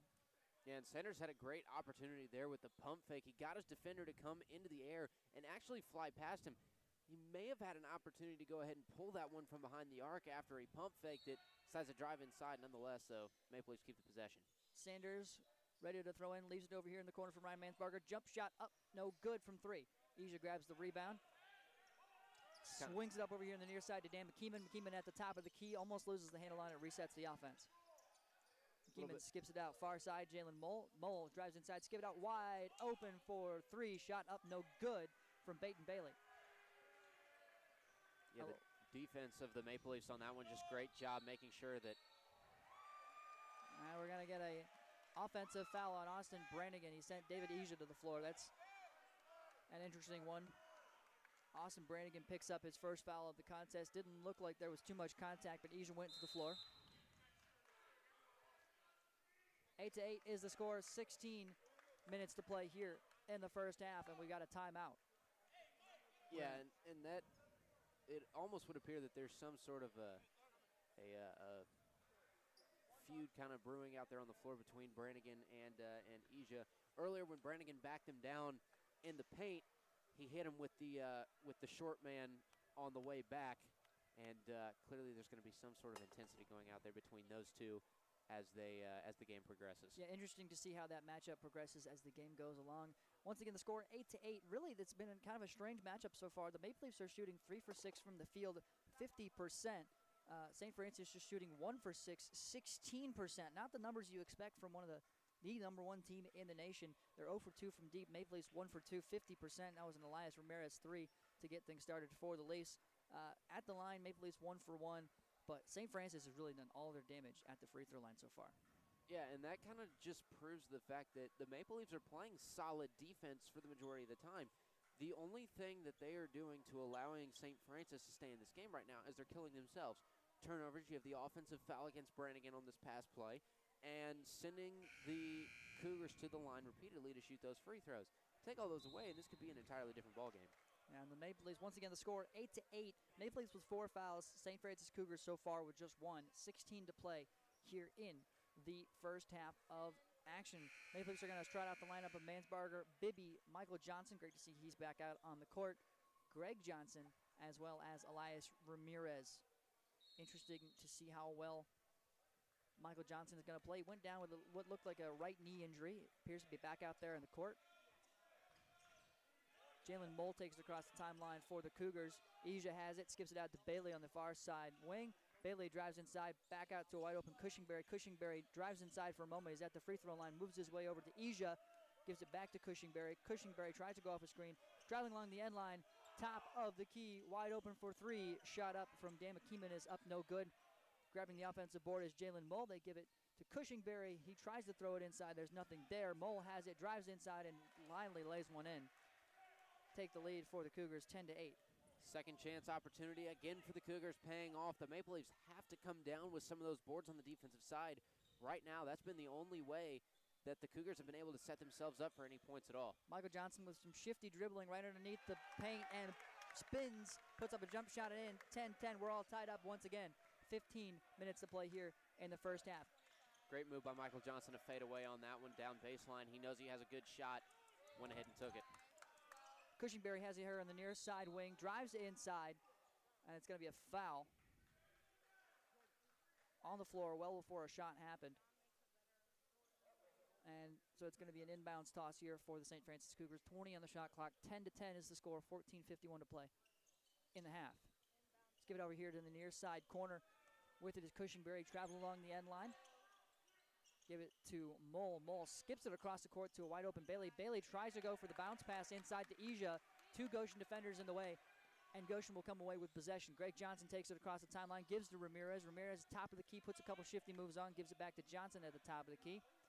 Michael Johnson hands off for Mansbarger in the near side wing. Mansbarger drives inside. He's at the top. He's at the free throw line. Tips it out to Greg Johnson. Now to Ryan Mansbarger in the far side corner. 8 seconds to go on the shot clock. Bibby moving inside free throw line. Gives to Greg Johnson. Greg Johnson's got to stop. Pop for three. Shot up, no good. And going for the offensive board with an opportunity for it is Elias Ramirez. They're going to be a shot clock violation as that ball did not hit the rim from Greg Johnson. And you can see how tough the defense is from this Cougars team. The Maple Leafs really did not have any sort of internal penetration on that last possession. They've got to figure out ways that they can get down low and find those layups to tack some points on the board. Taking it out for the Cougars will be Jalen Mull. He gives it to Cushingberry, and Mull will take it back as they take it across the timeline. Zane Burke has it for a moment, and they give it to Tyson Euler. Now on the near side is Cushingberry. Back to the top of the key to Mull. Near side wing, stops, pops for three is Cushingberry. Rebound goes to Kedrick Bibby. Fighting for that one. And the Maple Leafs finally coming down with a defensive board. Great job making sure there's no second chance opportunity for the Cougars. Elias Ramirez driving inside for the Maple Leafs. Puts up a jump shot. It's no good, but grabbing the offensive board is Michael Johnson. He puts it up, his second bucket of the game. Make it 12-10. Maple Leafs lead. 13 and a half to play here in the first half. Cushingberry has it near side wing, top of the key now to Mull. Mull puts a little bit of a jab step out there with his toe. He then drives inside, and there's going to be a foul on Ryan Mansbarger. Mansbarger, no hands on Mull whatsoever. Gets the call anyways. Couple substitutions. And subbing into the game for the Maple Leafs is going to be Clayton McLaughlin along with Rob Sanders, taking the place of Bibby, and also looks like Johnson's going to come out of the game. Quick inbounds pass. They're going to give it to a wide-open McKeeman for three. McKeeman's shot is up and no good, so a missed opportunity there for the St. Francis Cougars as Elias Ramirez comes down with the board, takes it across the timeline, gives it to Clayton McLaughlin, top of the key. Give to Mansbarger. Mansbarger drives inside, stops, spins, shot up, bouncing around, takes the rim and in. 14-10. Maple Leafs have a two-possession lead on the number one team in the country with 12:55 to play here in the first half. Maple Leafs taking it right to the St. Francis Cougars. Cushingberry, top of the key. Guarded loosely by Mansbarger. Mansbarger driving inside is Cushingberry. His shot is up, no good, a little short. Ramirez grabs the rebound once again, skips it out to Rob Sanders. Sanders puts up a shot, goes flying into the air. Shot is no good, but he's going to draw a foul. Rob Sanders just playing quick, aggressive basketball down low. Really gets down the court quickly. They see him, easy outlet pass, drives inside. Kind of lucky, though, that he did not pick up a charge. That one really could have gone either way. It really could have. He was basically horizontal in midair. It looked like his legs were sticking out directly sideways. Really getting some airtime there was Rob Sanders. He's only 5'10". His first shot at the line is up and good. And just like that, the Maple Leafs have a 5-point lead over the University of St. Francis. It's 15-10, 12:39 to play here in the first half. Sanders is at the line, preparing for his second shot. And his second shot is up, and it is good. 16-10, Leafs lead. 12:39 to play here in the first half. Maple Leafs are bringing a little bit of pressure. This is big for the Maple Leafs, especially on this defensive possession. This is an opportunity for them to make it a three-possession game. but they have to get a stop on defense before any of that can start. Mole gets it across the timeline. He's got it in the near side corner now. Top of the key, Cushingberry. Mole has it near side corner once again. Throwing a couple of jab steps out there with his toe. Decides to skip it to the top of the key to Cushingberry once again. Cushingberry looks like a shot is up and no good. Right before the shot clock went off, it hit the backboard, not the rim, and that's going to be a shot clock violation. That's a second one for the Cougars to this point in the game, and we're not even halfway through the first half. Yeah, it looks like it's been Cushingberry, the victim of that both times. Maple Leafs have it, top of the key now. Quick handoff from Johnson to Ramirez. Ramirez just inside three, pops, puts up a shot. It's no good. Rattles in and out. Mole takes it across the timeline for the Cougars, leaves it off, and pulling from three there is going to be number 4. That's Zane Burke.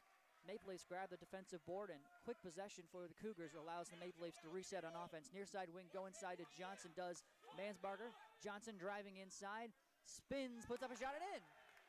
18-10, Maple Leafs take an 8-point lead over the University of St. Francis. 11:27 to play here in the first half. This is just, I don't think what any of us expected to see this early in the game from the Maple Leafs or the Cougars. It kind of almost seems like the tables have flipped. Another empty possession from the St. Francis Cougars as they go back down the other direction, and they're shooting less than 15% from the field. 2 of 14 are the USF St. Francis Cougars.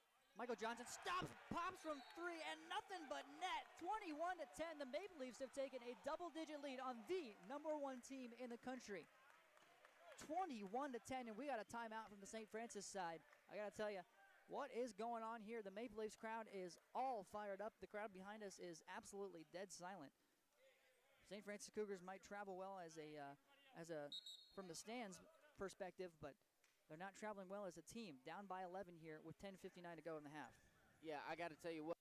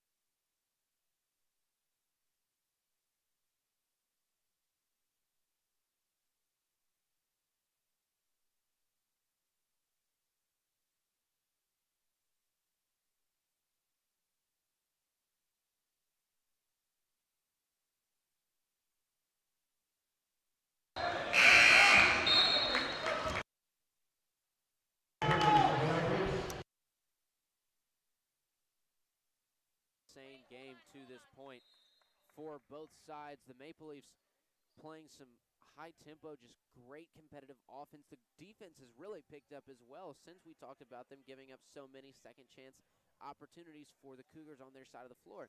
The Cougars, on the other hand, have done the opposite.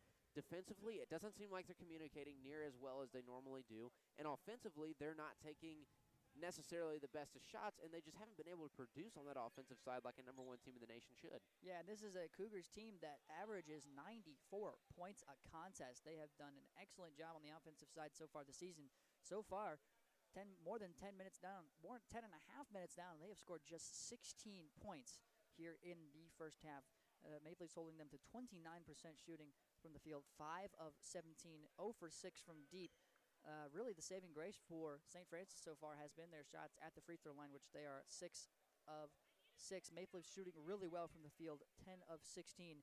And we talked about it in the pregame. If the Maple Leafs were going to come in and have a win here against the #1 team in the nation, go for that huge upset, they were going to have to shoot extremely well from the field. That's been the case so far. They're 2 for 4 from deep, 50%, 62% from the field overall, and 3 for 3 at the line. Everything seems to be going right for the Maple Leafs so far. What's the biggest key defensively to making sure that things continue to go right for the Maple Leafs? Well, defensively for the Maple Leafs, they have to keep their communication up, right? So they've been doing a great job communicating, especially off the screens, of making sure that they're making the switch and continuing to have everybody guarded. The other thing they need to do as well is keep from allowing the Cougars to have that easy inside presence down low in the paint. The past two possessions, there's been 2 easy layups coming from the likes of Jalen Mull. He's been able to walk it down the floor, lay it in with an easy lane. Cut that lane off. Don't let him get inside, and force them to take the 3. They have not hit a three-pointer yet in this ball game. Make them shoot the 3 until they start to hit it, and then that's when you adjust and make them go back down low. Yeah, something incredible for the Maple Leafs side to point out here in the early goings is that the Maple Leafs are led by Michael Johnson, who is already have 14 points, just 3 points away from what he averages in an entire game. Michael Johnson is 6 for 6 from the field, 1 for 1 from deep, 1 for 1 at the free throw line, and 1 rebound. Less than just a little over 10 minutes in the contest, and Michael Johnson already in the double digits. Could be seeing a fantastic performance from him in this one, and we're finally clearing up some of the issues on the court. Looks like the court was a little slick out there, so they doing their best to make sure that nobody gets hurt out there. Great to see from the Maple Leafs sideline crew here, and it's going to be Cougar ball. Mole takes it out and then gives it off to Brayton Bailey. Bailey's going to take it across the timeline, guarded by Rob Sanders. They give it over to Burke now on the far side wing. Top of the key now, Ija, near side elbow now. And it's Jalen Mole. Mole's had those back-to-back layups on easy line-in drives. They skip it out to Bailey. Now top of the key, Ija is going to pull from 3. It's up. It's shot no good. Rob Sanders comes away with the rebound. And it's going to be a foul. It's going to go against St. Francis.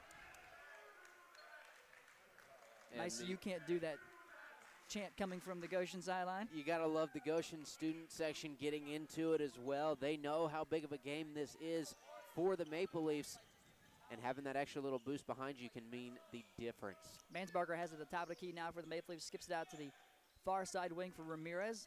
Ramirez hands off for Rob Sanders. Rob Sanders leaves it off on a bounce pass for Ramirez. Ramirez drives inside, almost loses possession. Ramirez, 8 seconds to go on the shot clock, skips to Mansbarger at the top of the key. Mansbarger's got a pull for 3. His shot is up and nothing but net.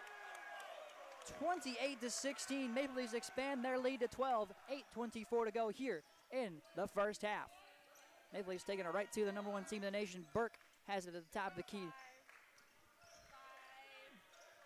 Burke gives to McKeeman. McKeeman has nowhere to go with it. They give it to Ija on the far side wing. Ija spins, backing down Michael Johnson, and puts it in for 2. 28-18. Leafs still lead by double digits with 8 to play in the first half. Rob Sanders gives it to Elias Ramirez in the far side elbow. Ramirez takes it to the top of the key and now gives it to Rob Sanders on the near side wing. Sanders bounce pass, Mansbarger driving inside, stops, gives back to Ramirez. Ramirez jumper for 3, and the Maple Leafs hit it again. 31-18. The Maple Leafs expand their double-digit lead. They lead now by 13. Taking it back the other direction is Mull. Mull drives all the way inside, takes it coast to coast, and then pulls all the way back to the volleyball line. Guarded by Greg Johnson. They skip it out here near side. Ija has it in the near side corner, guarded by Michael Johnson, trying to back him down. Johnson giving up ground just a little bit. Ija puts up a shot. It's no good. Grabbing the defensive rebound there is Rob Sanders, and there's a foul. Foul is going to be on David Ija. That's his second. If the Maple Leafs can keep racking up those fouls on Ija, that'll be a huge factor in this one. Ija already with 10 points on the contest. We got a timeout. 31-18 is the score. Leafs lead by 13. 7:11 to play here in the first half. Maple Leafs taking it right to the St. Francis Cougars. You know, I think coming into this one, I think the University of St. Francis was thinking that they were just going to be able to come in, #1 team in the nation, taking on a team that's 2-5. I think they were just thinking they could come into this game and kind of just walk through it, right? Get in, get out, clean sweep, go home, and be done. The Maple Leafs have made sure that they are doing anything and everything in their power. They're playing clean basketball on both sides of the floor. The offense has been great for the Maple Leafs. They're shooting very, very well from behind the arc to this point. Looks like right now the Maple Leafs are actually shooting, looks like 67% from behind the arc. It's interesting to note the Maple Leafs from the field are shooting 67%, and from three-point are shooting 67%. You love to see it. You absolutely do, especially if you're a big Maple Leafs fan. They're also shooting 100% at the free throw line, which was a struggle earlier on this season, and a couple of their losses. Those were difference makers. They're up by 13 here. Colin, what's the key to keeping that double-digit lead? Just keep the intensity up. Right now, they've got a really intense defense going against the Cougars at this point. They're not giving them the easy looks that they were giving them for a couple of those early possessions. They're forcing them to create shots. They forced them into 2 shot clock violations so far. And then on the offensive side, too, it's got to be the same thing. You've got to be able to be aggressive, get in, get out of the paint, find those threes when you can, and then you just, at that point, it's just hit the shot, create space, draw fouls, hit the free throws. Fundamental basketball is what the Maple Leafs are playing right now, and they're playing it at a high intense level, and that's why they are up by 13 points. 7-10 to play here in the first half of action. Maple Leafs leading by 13 over the #1 team in the country, the St. Francis Cougars. Maple Leafs have possession. They go inside to Austin Brannigan. Brannigan backing down his defender. He spins, puts up a shot. It's no good, but he's fouled. Brannigan's going to go to the line for a pair. Maple Leafs shooting 3 for 3 on the season, on the game so far. Tell you what, Austin Brannigan, we saw him a couple times early in the season, kind of playing it a little bit soft. Obviously, he's coming off a big knee injury, right? So he doesn't want to take it too hard and potentially re-injure that knee. But since he's kind of found his rhythm and his footing back in the game, this has been a big powerhouse guy. Maple Leafs expand their lead to 14 after Austin Brannigan hits his first shot at the line. His second one is up and good as well. Leafs lead by 15 over the #1 team in the country. I can't stress it enough. They lead 33-18, 6:51 to play here in the first half. Cougars get it across the timeline there with Mull. Mull driving inside at the free throw line, gives off for a wide open. Let's see, that was Dane McKeeman, and McKeeman puts up his first board of the contest, 33-20. Leafs still with a double-digit lead. Mansbarger, top of the key. Driving inside on Bailey. Leaves it off for Elias Ramirez on a bounce pass. Back to, looks like that's Mansbarger in the corner. They go inside to Austin Brannigan. Brannigan says, why not? I'll do it again. He puts up a shot. It's no good, but he's fouled. He's going right back to the line. Austin Brannigan, I know you've talked to him several times this season about what it's like to be back and be a big role on this Goshen College team. And he's playing that big role right now, getting down low and getting physical and bringing himself to the line. He absolutely is. His first shot at the line is up no good, but he has another shot coming. Talk to him, actually. There's a nice feature on Austin Brannigan and his return from injury on globeradio.org. Make sure you check it out. It's in the sports section and the featured section. Talking a little bit about, his return from injury, as you mentioned. There's no really mindset change for him as he's going along on this season. His second shot is up and good. Spans the Leafs lead back to 14. They lead 34-20 over the St. Francis Cougars. Mole takes it across the timeline and a skip pass. He has it near side wing now, driving inside on Rob Sanders, traveling along the end line now, leaves a bounce pass over there right underneath. They skip it back to the top of the key, taking a shot from 3. It's up, no good. Air ball, out of bounds. Looks like it's going to be out of bounds on the Maple Leafs. McKeeman was the one who pulled the shot, and they're going to say it's a foul. Foul's going to be on Sanders as he was fighting for it as it went out of bounds. And as a coach, that's a foul you're okay with, right? I mean, it's only his second foul on the night. Obviously, you want to keep him out of foul trouble as much as possible. But for him to go down and get physical and get aggressive for the ball, as a coach, that's one you're okay with him taking. Cougars are going to be at the line now. It's Bailey. His shot is up and good. Cougars remain perfect on the night. At the charity stripe, 34-21. Leafs lead 13 with 6:04 to play here in the first half. Not necessarily the first half that we expected. Bailey's second shot at the line is up and good as well. 34-22. Leafs lead decreased to 12, and bringing the pressure now are the St. Francis Cougars. They got to get it across the line. Greg Johnson has it as he gives it over to Sanders, and Greg Johnson takes it right back. Gets it across the timeline, near side wing now. Greg Johnson, great ball handler. Leaves it off for Mansbarger, then gives to Rob Sanders. Back to the top of the key to Mansbarger. Mansbarger drives inside and going for the jump ball there are the Cougars, and they're going to get it. Didn't look like anyone he really ever got his hands in there and got both hands on the ball, but nonetheless. Really lucky for the Cougars that there wasn't a foul call that could have potentially sent Mansbarger to the line for a one-on-one. And Cushingberry takes it across the timeline, guarded by Sanders. Right behind Sanders is big number 33, Maxwell Newman. Near side wing now, wide open lane. Shot up and in for Cushingberry. They've been able to find that lane quite successfully so far in this one. When the Cougar attack is on, they've been really just driving inside, nothing from deep so far. Greg Johnson takes it across the timeline for the Maple Leafs. Greg Johnson have it over here on the near side, and they're going to say, is it a legal screen? Was that what the call was? Yeah, and they're going to say it was an illegal screen on Greg Johnson. 10-point ball game, 5:12 to play here in the first half. 34-24 is the score. St. Francis ball. Substitution being made. Gabe McQuay checking in to take the place of Greg Johnson. I'm not exactly sure how you call an illegal screen.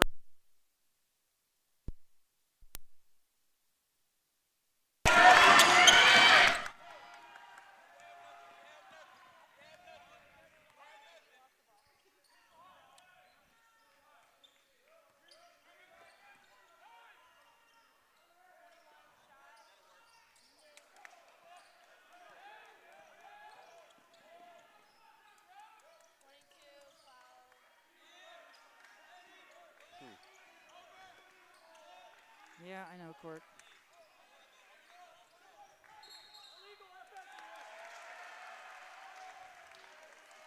Swear to God, if we can't call the...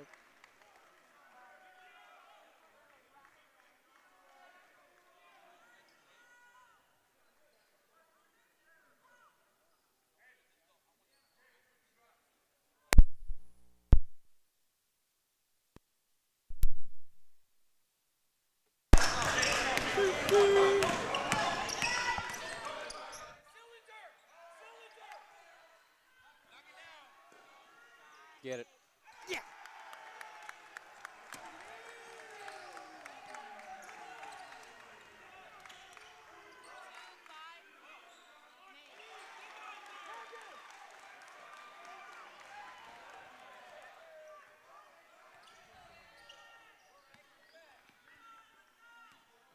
I got you.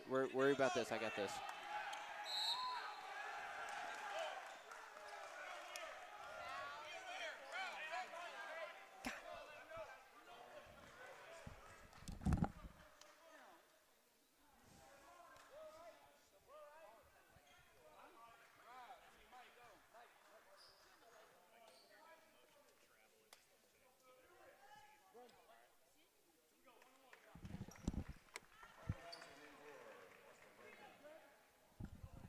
Court, can you hear us? Court, can you hear us? Court. Okay. Back live from inside the Ruth Gunn Gymnasium on the campus of Goshen College. Sorry for the technical difficulties there. We've got a great contest for you here as the Maple Leafs lead by 8. The lead has been decreased, but the Maple Leafs are still holding on. Responded to a 3 with a nice offensive possession of their own from 3. Top of the key, Gabriel McQuay throws the ball away with the travel call. 37-29 is the score. Leafs lead by 8, but the lead has been decreased. At one point were leading by 15, still holding on. 3:47 to play here in the first half, but an offensive explosion nonetheless from St. Francis. Top of the key is Maul. Leaves it off for Bailey. Bailey drives inside free throw line. Nowhere to go with it. Kicks it back out to Cushingberry. Cushingberry contested shot for 3. Buries it. 37-32, and there's going to be a foul. I'm going to call it technical.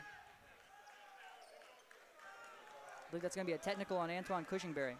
Yeah, this is, as a player the caliber of Cushingberry, number one, you don't want to pick up that technical foul, right? Because now you're giving free shots and you're giving up possession of the ball. That's going to put Elias Ramirez at the line. We do apologize for our technical difficulties. Thank you to Court Templeton for running the boards back there for us, getting it right back on air.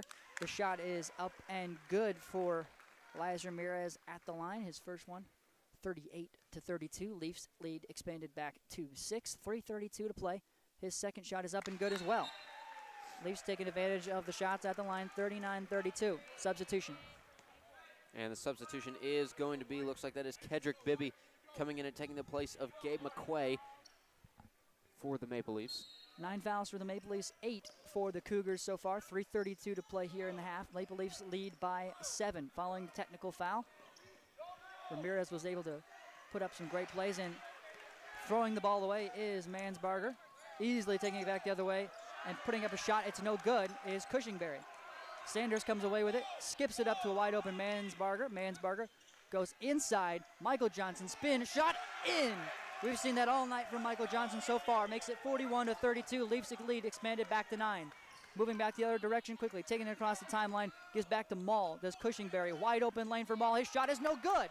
Rob Sanders comes away with the rebound. Big defensive board there. Skips it up to Elias Ramirez. Back to Rob Sanders. Top of the key to Kedrick Bibby. Bibby driving inside. Spins. Leaves for Sanders. Sanders drives inside. Shot up. No good. Blocked out of bounds. And it's going to be out on St. Francis. 41-32 is the score. 2:45 to play here in the first half. Leafs have expanded their lead back to 9. It was at 1.5. The inbounds pass goes to Michael Johnson. He's been hot all night. They leave for Mansbarger on the handoff. Shot up, and he buries it. 43-32. Leafs expand back into the double digits, and taking it across the timeline is Antoine Cushingberry. 2 minutes and 30 seconds to play here in the half. The one thing the Maple Leafs cannot do is let the Cougars come back in on this one. Cushingberry gives it out over here onto the near side to Dan McKeeman. McKeeman gives to Mole. Mole gives back to Cushingberry. Back to the top of the key. Ball is smacked out of bounds. Getting right in the passing lane there was Mansbarger. He deflected it, and it went right off of Bailey's hands and out of bounds. Maple Leafs lead by 11. 2:14 to play. We got a timeout. Maple Leafs lead by 11. 43-32. 2:14 to play, and we have got a timeout. Colin, we're going to keep it right here because this is absolute insanity inside the Ruth Gunning Gymnasium. It's probably the exact opposite of what anyone thought was going to happen when we came into this game, right? 2-5 team taking on the number 1 team in the nation. You don't expect Goshen College to come out and be up by as much as 15 points in this half.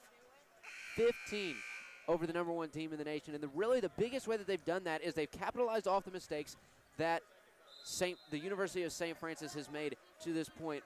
Off of turnovers to this point, there have been a grand total of 2 points made for the Maple Leafs, 9 made for the University of St. Francis. But the other thing that the Maple Leafs have done is they have had more possessions that have not come up empty than the Cougars overall, and that is because they've had multiple second chance opportunities, and they've been creating the space and taking the good shots that they need to take. One of the biggest players of the game so far absolutely has to be Michael Johnson, 7 for 7 from the field. And a travel call as we go back down the other direction. Looks like Rob Sanders traveled with the basketball a little bit on the far side wing, so that'll give the ball back to the Cougars with 2:05 to play here in the first half. Maple Leafs still leading by 11, 43-32. Cushingberry gets the inbounds pass from Mole. Mole gets it back. He drives inside on Ryan Mansbarger, traveling along the end line, and gets right in there and puts it in for an easy 2, 43-34. Maple Leafs get it back across the timeline quickly with Mansbarger. Skips it to Rob Sanders, now over to the far side wing with Elias Ramirez. Ramirez looks for a little bit of a screen from Michael Johnson, doesn't get much of one. Goes back to Mansbarger, and for the first time we see Michael Johnson not really hold on to the ball very well. Skips out of his hands. Cushingberry has it, and Cushingberry driving inside. A block technically from Kedrick Bibby, but it's going to be a foul. Now they're going to say that. They're going to get him for a goaltend on that one. 43-36 is the score. The Maple Leafs lead is 7. 1:28 to play here in the half. They have possession. They're taking it across the timeline with Rob Sanders. Puts a spin move on to do it on Cushingberry. Leaves it off for Mansbarger. Mansbarger skips it out to Elias Ramirez. Far side corner now. Kedrick Bibby has an opportunity for 3. He's done it before. Doesn't take it. Leaves it off Elias Ramirez for Mansbarger. 3 and nothing but net.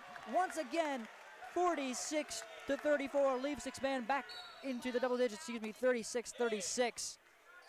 And there's a foul back the other direction. I think it's safe to say that Kedrick Bibby passing up on that opportunity was probably a good one. He handed off to probably one of the best shooters on the floor, Ryan Mansbarger, and he just absolutely strums that ball from behind the arc. To this point in the game, the Maple Leafs still 6 of 9, 67% from behind the arc. Yeah, Ryan Mansbarger 3 for 4 from deep. Michael Johnson's 1 for 1, and Elias Ramirez is 2 for 2. They have missed just once from that trio from deep. The shot at the free throw line is up and good for Antoine Cushingberry. They are 11 for 11 at the free throw line so far. That's been a big factor in this one, and they make it 12 for 12. 46-38 is the score. Leafs lead by 8. A minute 02 to go.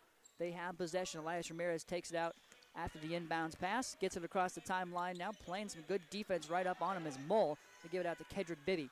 Bibby at the volleyball line goes inside to Michael Johnson. He has it top of the key. Johnson looking for the handoff and directing traffic, spins, says, I think I'm going to do it myself, then skips it back out, loses the handle on it for a moment. It goes out of bounds. It's going to go out on the Maple Leafs. I don't see that went out on the Maple Leafs, but nonetheless, it does. They called a foul on the floor. They're going to call it on Michael Johnson. 46-38 is the score. Leafs still leading by 8 with 40.8 seconds to play in the half. There's a little bit of deliberation. Yeah, not exactly sure what the reasoning was for that. At the line is going to be Cushingberry. Cushingberry with 10 points on the afternoon, and he's got 7 of them. They make it 11. He's got 7 of those now at the free throw line. 46-39. Leafs still lead by 7 with 40.8 seconds to play, and Cushingberry is good again. 46-40. They give it to Gabriel McQuay on the inbounds pass. Bringing a little bit of pressure is Cushingberry. McQuay is able to get it across the timeline, guarded by Cushingberry. Near side wing now. Skip it to the top of the key to Mansbarger. 20 seconds on the shot clock. Mansbarger directing traffic a little bit. Draining some time off of the clock to make sure that the Leafs can leave just a few seconds on there for St. Francis to work with. They give it Elias Ramirez. Shot up, no good. It goes out of bounds. Looks like that's going to go out. They're actually going to call a foul. I think they're going to call that foul there on number 4, Zane Burke. Yeah, and they got Burke for actually hooking Michael Johnson while he was trying to box him out. And pretty clear foul. Actually had him hooked with the leg and a little bit of the arm. And 9 times out of 10, if a referee sees that, that's going to be called. Maple Leafs 8 for 9 at the free throw line so far in this contest. Michael Johnson's 1 for 1. He's at the line now. Leafs are leading by 6. 11.7 seconds to play here in the first half. His shot is up. It rolls around and gets the friendly one. 47-40, Leafs lead. Another crucial shot here with 11:7 to play. Michael Johnson looking to expand the Leafs lead to 8 as they go into the halftime break. Leafs will need another defensive stop to ensure that, but at the line will be Michael Johnson. His second shot up and good as well. 48-40. Cushingberry takes it out, gives it to Mull. Mull crossing the timeline. Mull driving inside, and the shot is sent almost out of bounds. Bibby grabs it. Leafs have a shot here if they can take it. Maybe McQuay from 3, shot up and no good. But Maple Leafs go into the half with a 8-point lead, 48-40. The Leafs are beating the number 1 team in the country. No, you did not hear that incorrect. The Leafs are on top by 8, 48-40 at the half. We'll be back with some halftime coverage and analysis of this incredible Leafs lead. Make sure you keep it locked to 91.1 The Globe.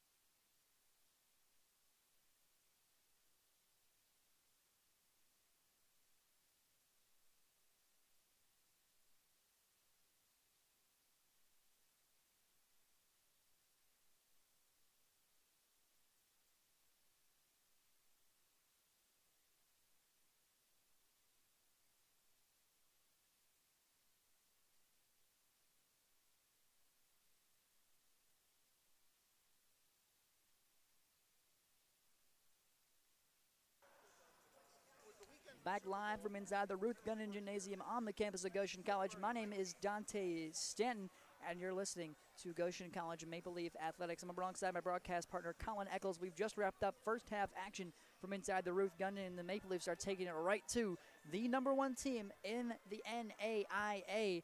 The Leafs are up by 8 at the half, 48-40. We've got about 11 minutes before we get back down to the action. Colin, Maple Leafs have just played probably the best half of basketball that they played in a very, very long time. They're up by 8 over the #1 team in the country. Why are they up by 8? Well, it all starts with that shooting percentage from the field, and that's 67% for the Maple Leafs to the 40% that the Cougars have to this point in the game. It also comes with saying the Cougars are shooting 20% behind the arc. Maple Leafs are shooting 67% from behind the arc. Well, when you look at it like that, it's just math. It is. It really is just math. I mean, truthfully, the Maple Leafs are playing a much better game than the Cougars to this point. The defense is a lot cleaner. It seems like their communication's a little bit better. Offensively as well, the Maple Leafs are setting themselves up to take those great shot opportunities and cash in on them, while the Cougars are kind of just rushing it up the floor and hoping that there's a shot in the first couple of passes, it almost seems like.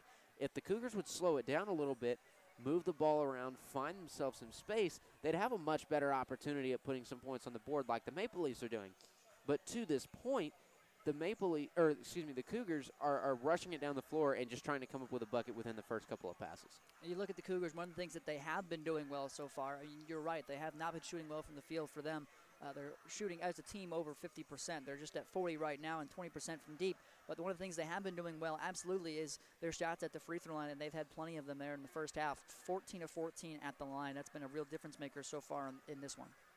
Yeah, I mean, in terms of the free throws too, to this point, the free throws really haven't mattered near as much as they have in games previous, where the Maple Leafs are missing 10, 11 free throws in a game. Right now, they're only missing one. They're 90.9%, so 91% from the stripe, which by no means is bad at all. You've missed one free throw.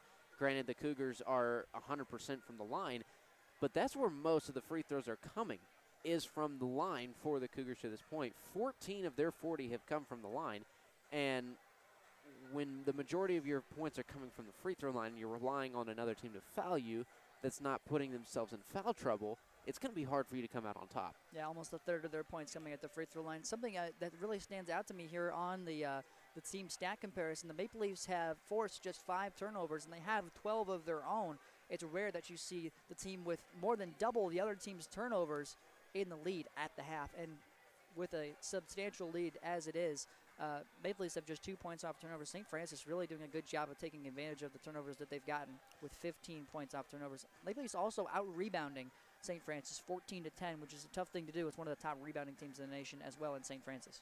Well, if you look at in terms of the points off turnovers, if you take the 15 points away off the turnovers from the Maple Leafs, maybe just cut it in half. Take away 8 of the points that the Cougars have to this point, then the Maple Leafs still have that 15, 16-point lead that they had earlier, and we're not at an 8-point deficit instead, which by no means 8 points is nothing to squander over. Yeah, I mean, that's a great lead for the Maple Leafs to this point in the game over the #1 team in the country.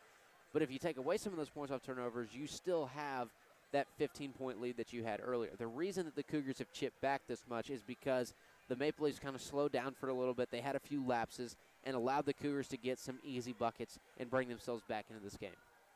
Maple Leafs, let's take a look at some of the individual numbers that we've seen so far in this one. The biggest number that stands out for me is 7 for 7, 1 for 1, 3 for 3, 1 and 2 and 1. And I think you know exactly what I'm talking about. It's Michael Johnson. He's 7 for 7 from the field, 1 for 1 from deep, 3 for 3 at the line, 1 rebound, 2 assists, just 1 foul, 18 points on the contest so far. No one can stop Michael Johnson. No, Michael Johnson is playing probably the game of his career right now. He's playing like the other MJ right now. Exactly. Well, I don't know. I don't know that you go that. 7 for 7. I don't know that you go that far. I mean, come on. We still are talking about Michael Jordan here. That's fair. But in terms of Michael Johnson, when you look at him and how he's played throughout this year, he's had a great year so far. Don't get me wrong, but this has got to be the game, at least of his season to this point, maybe not of his career. The #1 team in the country, you are 7 for 7. You've been backing down some of their biggest players like they are 5'6", 5'7", and those turnaround jumpers on the baseline, come on, they've been automatic for him all night. The other thing, too, he's getting to the line and creating foul opportunities for him to get some of those free shots. He's gone 3 for 3 there. He's cashing in on every opportunity that he's had to this point. The other numbers that I like to look at, Ryan Mansbarger, 5 for 6 field goals overall, 3 for 4 from behind the arc, 1 rebound, 2 assists, no fouls, 13 points on the night. Ryan Mansbarger is shaping up to have himself one heck of a night as well. Yeah, both of those players doing a back-to-back great games here on the home court. Elias Ramirez not too far behind with 8 points of his own, 2 for 5 shooting, 2 for 2 from deep, 2 for 2 at the line, 3 rebounds and 4 assists. He's making his presence known outside of the scoring column as well. Taking a look now over at the St. Francis Cougars side, Antoine Cushingberry leads the way with 15 points. He's got 3 for 8 shooting, 1 for 2 from deep, 8 for 8 at the free throw line. The free throws have been automatic, as we discussed earlier. Not a lot of foul troubles for the St. Francis Cougars. They've got 2 players with 2 fouls and then 4 players with 1. The Maple Leafs are absolutely doing a good job of controlling this St. Francis Cougars team so far. David Ija was in the first 10 minutes pretty hot. He had 10 points in the first 10 minutes and then was held scoreless for those final 10 minutes. We're going to take a quick timeout, send it back to Courtney Templeton in the studios. Big thanks to her and, of course, Gabrielle Klopfenstein for running the boards for us this afternoon. We'll send it back to them, and we'll take a quick timeout. When we come back, we'll have a little bit of more halftime analysis, and then we'll get right back down to the action. Maple Leafs lead at the half, 48-40, over the number 1 team in the nation, the St. Francis Cougars. This is 91.1 The Globe.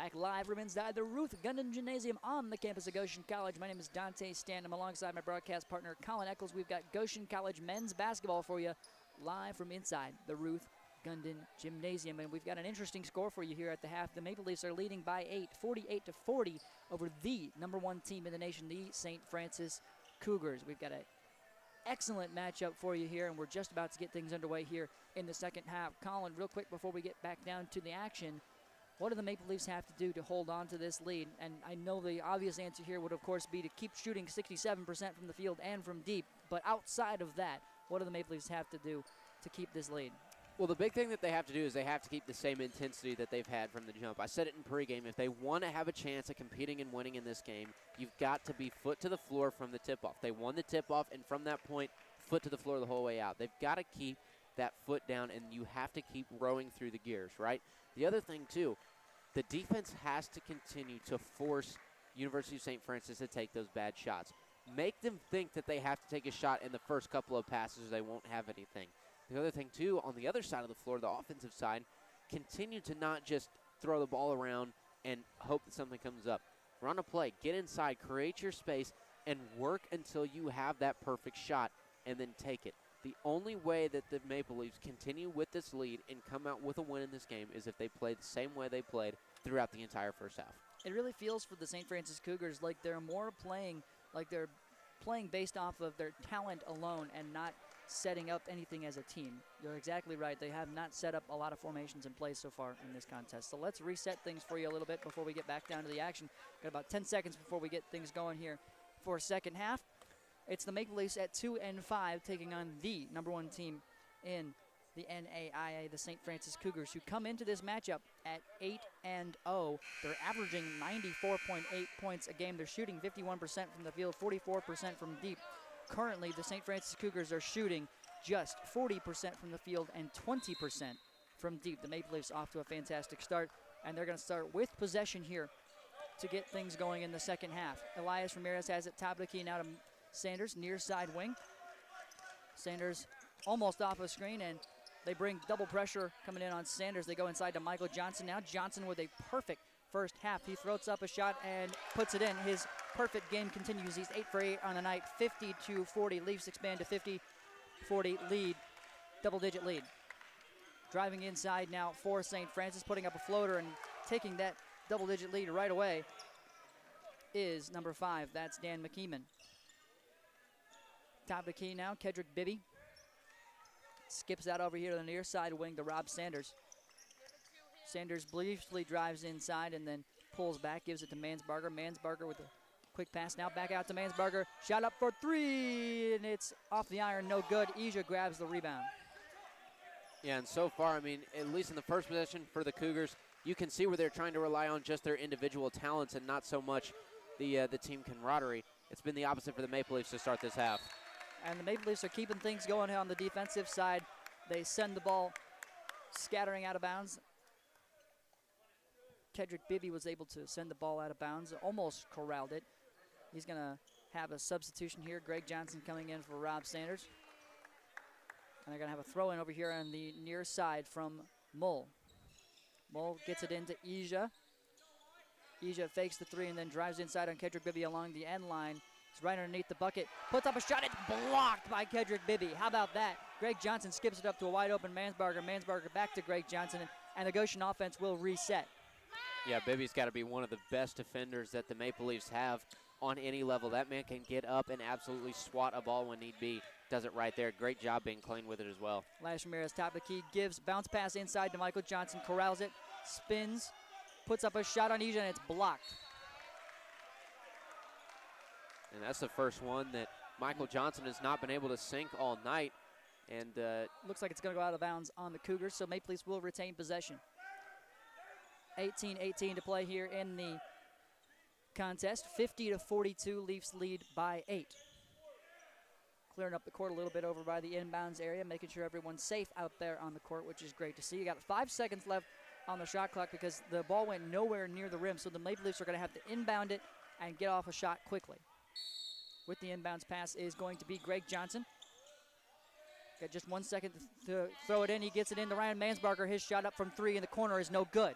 grabbing the rebound and taking it coast to coast, and blocking it again is Kedrick Bibby. What a play, and a defensive board from Greg Johnson. Excellent defense there by the Maple Leafs. Greg Johnson takes it across the timeline. Back-to-back blocks for the Maple Leafs. Just incredible defense going on right now. Mansbarger drives inside, stops, pops, jumps, shot in. 52-42. Leafs lead by 10. 17:49 to play here in the contest. Driving inside now is going to be McKeeman. He skips it out near side wing. Back to McKeeman. Wide open for three. Shot is up and he drills it. That's Mull who puts that one down. It's 52-45. Leafs lead cut down to 7 with 17:30 to play. Driving inside is Kedrick Bibby. Puts up a floater. Shot no good. Ija grabs the easy board. Cushingberry taking it across the timeline. He's at the top of the key. Drives inside on Greg Johnson. Shot up good. And he's going to go for the end one, 52-47. Just like that, things have swung an entirely different direction, and the Leafs lead has been cut down to just 5. And this is that point where you got to start to realize that you can't give them the easy opportunity. Cushionberry on that one splits the defense, has a wide open lane, and then at that point, I get you go up and contest the shot, but don't do it in a manner where you are going to pick up a foul and give him an easy bucket. At the line is Cushingberry, and he continues his perfect night. He's 9 for 9 at the free throw line, makes it a 52-48 game. Leafs lead has been cut down to 4. 17:15 to play here in the contest. Sanders takes it across the timeline for the Leafs, leaves it off for Ryan Mansbarger at the volleyball line. Inside give goes to Michael Johnson. He's at the top of the key, traveling along the arc now. Gives it to Mansbarger. Kickball. That one gets sent sky high off of Bailey's foot. Maple Leafs will have the inbounds pass over here on the near side. It's going to be Kedrick Bibby to throw it in. Leafs still holding on to a 4-point lead, 17:02 to play. Ryan Mansbarger takes it, gets it across the volleyball line on the inbounds pass, leaves it off in the far side for Elias Ramirez. He gets out of some trouble, skips it out to a wide open Kedrick Bibby in the near side corner. 5 seconds to play on the shot clock. Rob Sanders stops, puts up a shot. It's no good. Going to the ground and picking up a foul are the Maple Leafs. It's going to be on Rob Sanders. And that's his 4th on the afternoon. Dangerous to have Sanders out there now with 4 fouls, so they're going to put Gabriel McQuay in instead. They're cleaning up the court out there, but the score, 52-48. Leafs lead by 4. Their lead was 10 just moments ago. It's now 4, 16:40 to play in the contest. Ija has it on the far side wing. He drives inside and puts up a shot. It's no good, but he's fouled. Foul's going to be on Kedrick Bibby. Bibby picks up his 2nd. And Ija's going to go to the line. The Cougars still perfect on the night so far, 15 for 15 at the free throw line. It's really been one of their saving graces in this contest. Ija's shot is up and good. Make it 16 for 16. 3-point ball game, 1-possession game for the first time since the 10-minute mark of the first half. 52-49. Leafs lead by 3. 16:34 to go. Ija's 2nd shot at the line is up and good. 52-50. Leafs holding on to now just 2-point lead. Taking it across the timeline is Gabriel McQuay. McQuay backing down Cushingberry, driving inside, leaves it off for Michael Johnson. Johnson can't handle it. It goes behind his back. And easily taking that one away is going to be McKeeman. McKeeman gives it off for Cushingberry on the near side wing, leaves it off for Ija. Back to McKeeman. That's Cushingberry for 3. And that's nothing but net. And just like that, the Leafs are trailing 53-52. The luck had to run out sometime. 53-52 is the score. Leafs trail by 1. 16:10 to go here in the contest. We'll take a quick timeout. Be back with more on 91.1 The Globe.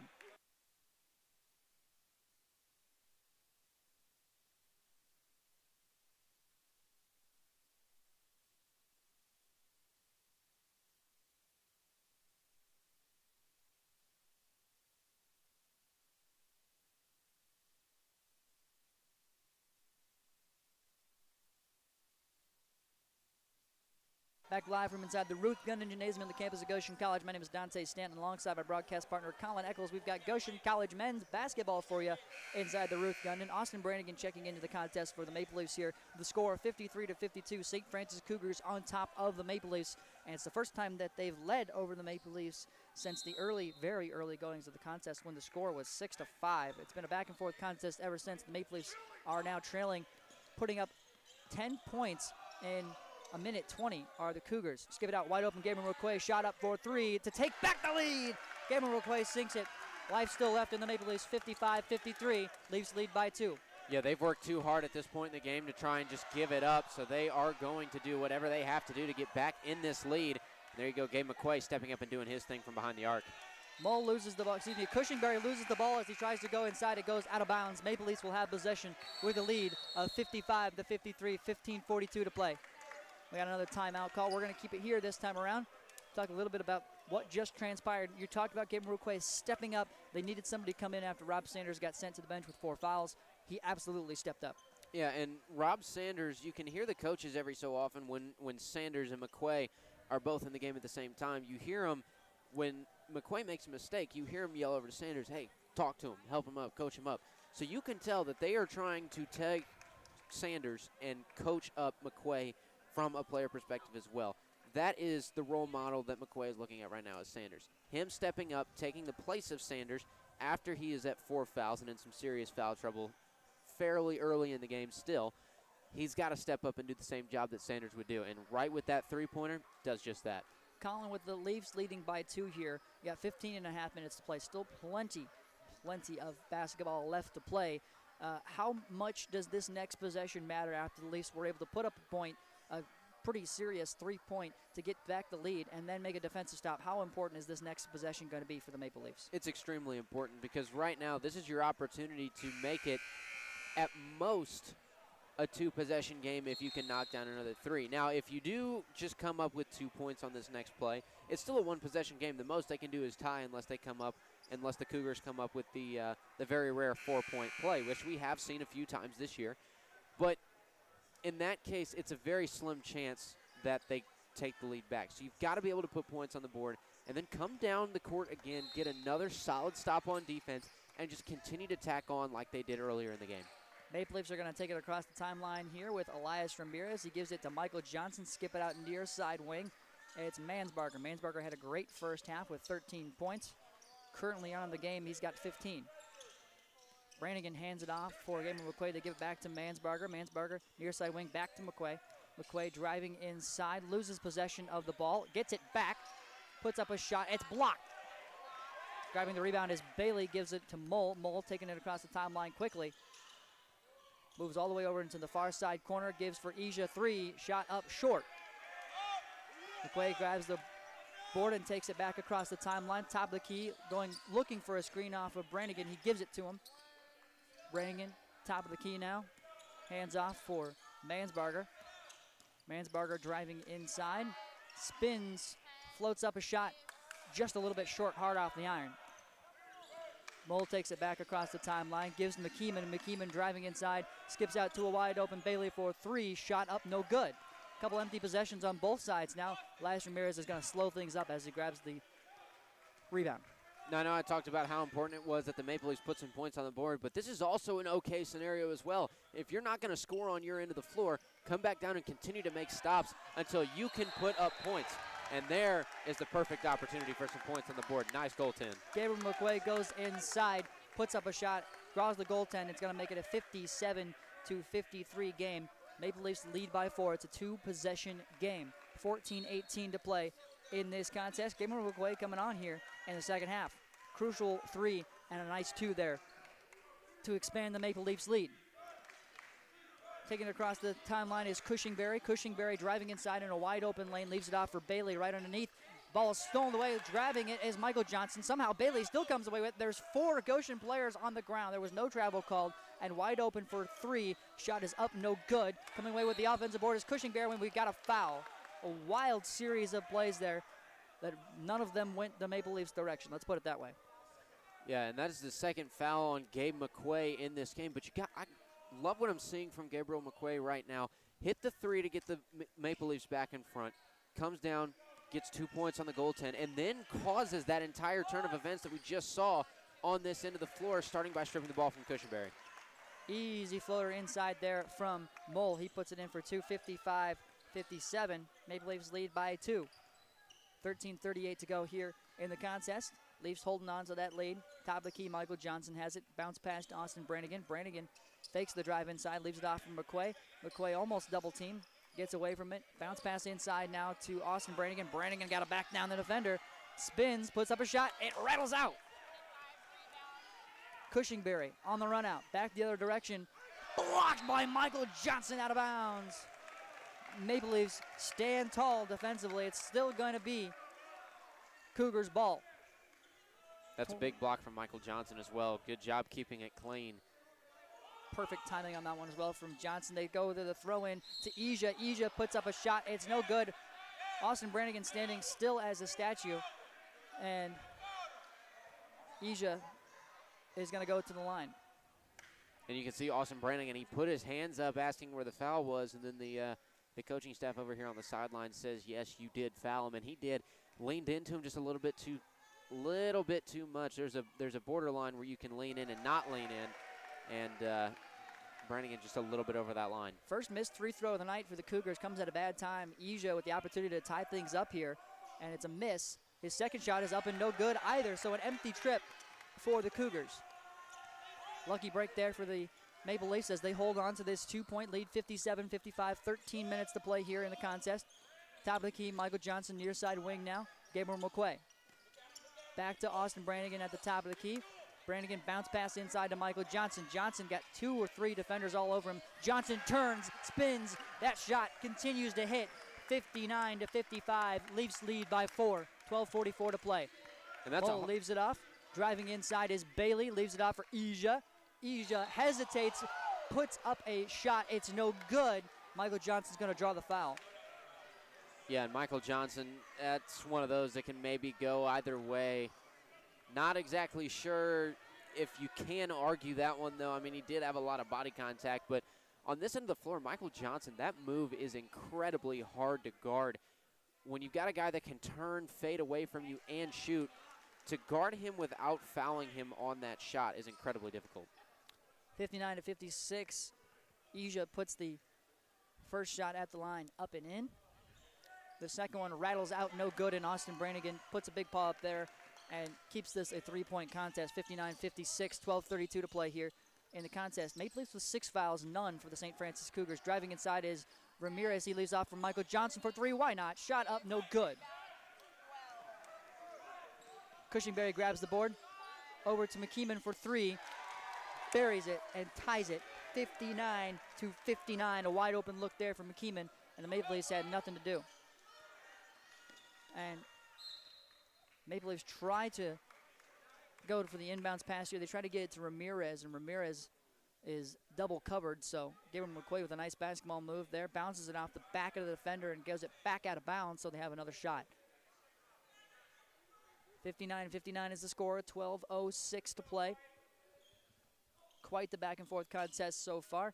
They get it in the inbounds pass to Mansbarger as they bring a little bit of the pressure, and then they back it off as Elias Ramirez takes control. And taking it across the timeline is Ramirez right before the 10-second violation would have occurred. Ramirez spinning around. A little bit of a jump pass there, leaves it off for Brannigan. Brannigan leaves it off on a handoff for Mansbarger. Bounce pass inside to Brannigan.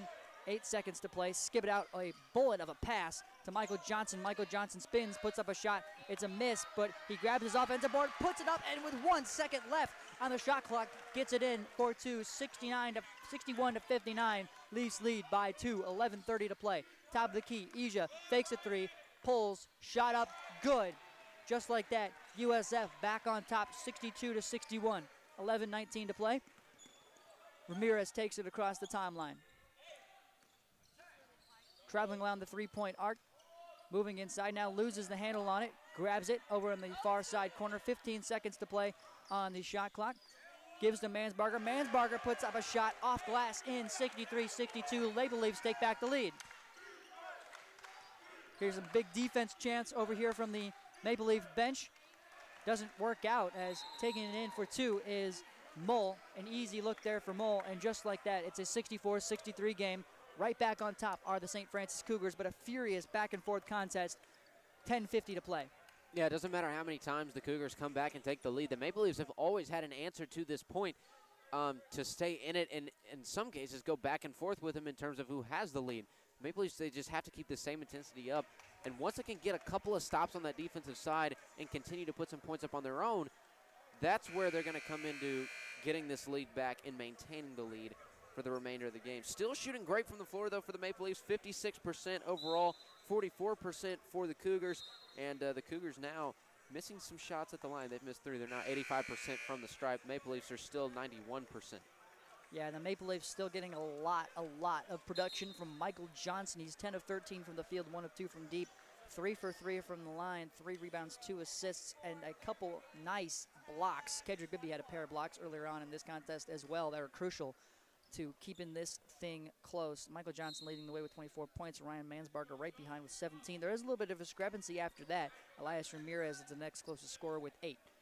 Ramirez is the one who takes it across the timeline. Looking a little winded there, but he takes it across nonetheless. Gives it out from Mansbarger. Mansbarger has it at the volleyball line. Guarded by Burke. Bounce pass to Brannigan at the top of the key. Handoff right back to Mansbarger.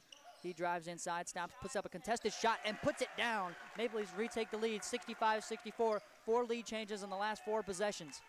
Driving inside is Cushingberry. He wants to put up another lead change. He hands it off for Burke in the corner. Burke double covered, skips it out to a wide open. That's Mull. Mull drives inside, loses it off of his foot. There's no call. Burke drives inside, skips it out. Mull doesn't take the 3, drives it a little bit over on the end line, tries to go inside. Ball mishandling, wide open. Burke, 3, bucket. 67-65, another lead change. 5 possessions, 5 lead changes. It's a wild back and forth contest so far. And the Maple Leafs, they really need to come down and get a stop on that defensive side so they can get back in the lead and maintain. Right now, their biggest problem is they are getting points on their side of the floor, yes, but they're allowing the Cougars to come down and get points just as easily. Austin Brannigan backing down his defender, skips it out to a wide open Elias Ramirez. Ramirez shot up, no good from 3, and it looks like Michael Johnson got shoved to the ground on the other end. It got missed, and Ryan Mansbarger with a good foul there. Maybe not the guy you want to foul, but he fouls Cushingberry, and looks like there's some deliberation here between Coach Nontrof and the referee. Michael Johnson literally got shoved to the ground over there and right underneath the bucket. No call was fouled. No foul was called.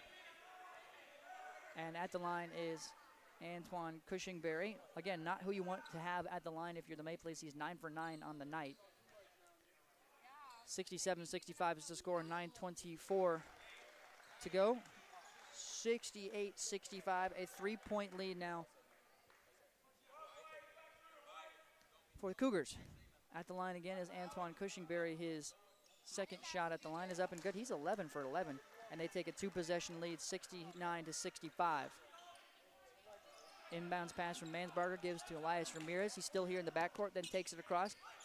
Short burst of speed here from Ramirez as at the volleyball line, and we got a foul. Yeah, the Maple Leafs, they really have to, the Maple Leaf fans erupting after that foul call. First foul call of the half against the St. Francis Cougars. And they are overjoyed about the Cougars picking up their first foul. But right now, the Maple Leafs, they really need to get some points on the board and come down and get a stop on the other end. Top of the key, Brannigan has it. He skips it over here to the near side wing to Mansbarger. Now back over, and looks like we're going to have a stoppage. Foul is going to be on number 31. That's Tyson Iller. And back-to-back fouls. 7 seconds to play on the shot clock. 9:01 left in the game. Maple Leafs trail by 4, 69-65. Maple Leafs with 7 fouls, just 2 for the Cougars. Both of those have come on this possession. Mansbarger with the throw-in. Finds Ramirez in the corner. 3, shot up, no good. And there's going to be a foul. Foul is going to be on Elias Ramirez. That's his first. They said it was a vamping violation. Before calling college games, I'd never heard of a flopping violation before. It's actually a fairly new rule. It's similar to, you can kind of call it like a James Harden-esque rule. Sure. You know, the NBA has been making a lot of changes to that, to where the players can't just throw themselves into their defender and come up with a foul anymore. And you can see that's clearly being enforced at all levels of the game now. Taking it across the timeline there is Jalen Mull. He's got it here on the near side wing. Big defense chance coming from both the student section and the Goshen bench. Burke has it, swings it out to Mull on the far side wing. Mull tries to grab a screen, and he does. Loses possession on it right underneath the bucket. Skips it out to a wide open shot for three. It's nothing but net for Cushingberry. And the Maple Leafs are starting to lose control. 72-65. Leafs trail by 7 with 8:25 to play. Top of the key, Brannigan. Gives to Mansbarger briefly now to Sanders. Near side wing now to Elias Ramirez. Ramirez moves inside. Can't hit it from three on the last couple shots, so he goes inside and does it that way. 68-72, Leafs trailing by 4, 8:08 to play. Good move there from Ramirez. We're recognizing the three hasn't been there as of late, so he drives inside and does it that way. He's in the double digits now with 10. Far side corner, Burke has it, spinning out. Decides to give it off for Bailey. Bailey driving inside now. Back to a wide open Burke. Burke shot up from three is no good. Grabbing the rebound is Antoine Cushingberry after it was on the ground for a minute. 3 seconds to go, and it's a wild miss. Shot is up, no good. And grabbing the defensive rebound is Ryan Mansbarger. He takes it across the timeline, and we've got a timeout. And that is a crazy series of possessions on both sides, and really not a ton of points scored. That's what I'm seeing right now from both teams, is they're kind of rushing up the floor, and they're trying to just put points on the board wherever they can, rather than doing what the teams have been doing earlier in the game, which is setting up plays, running them, and finding those open shots.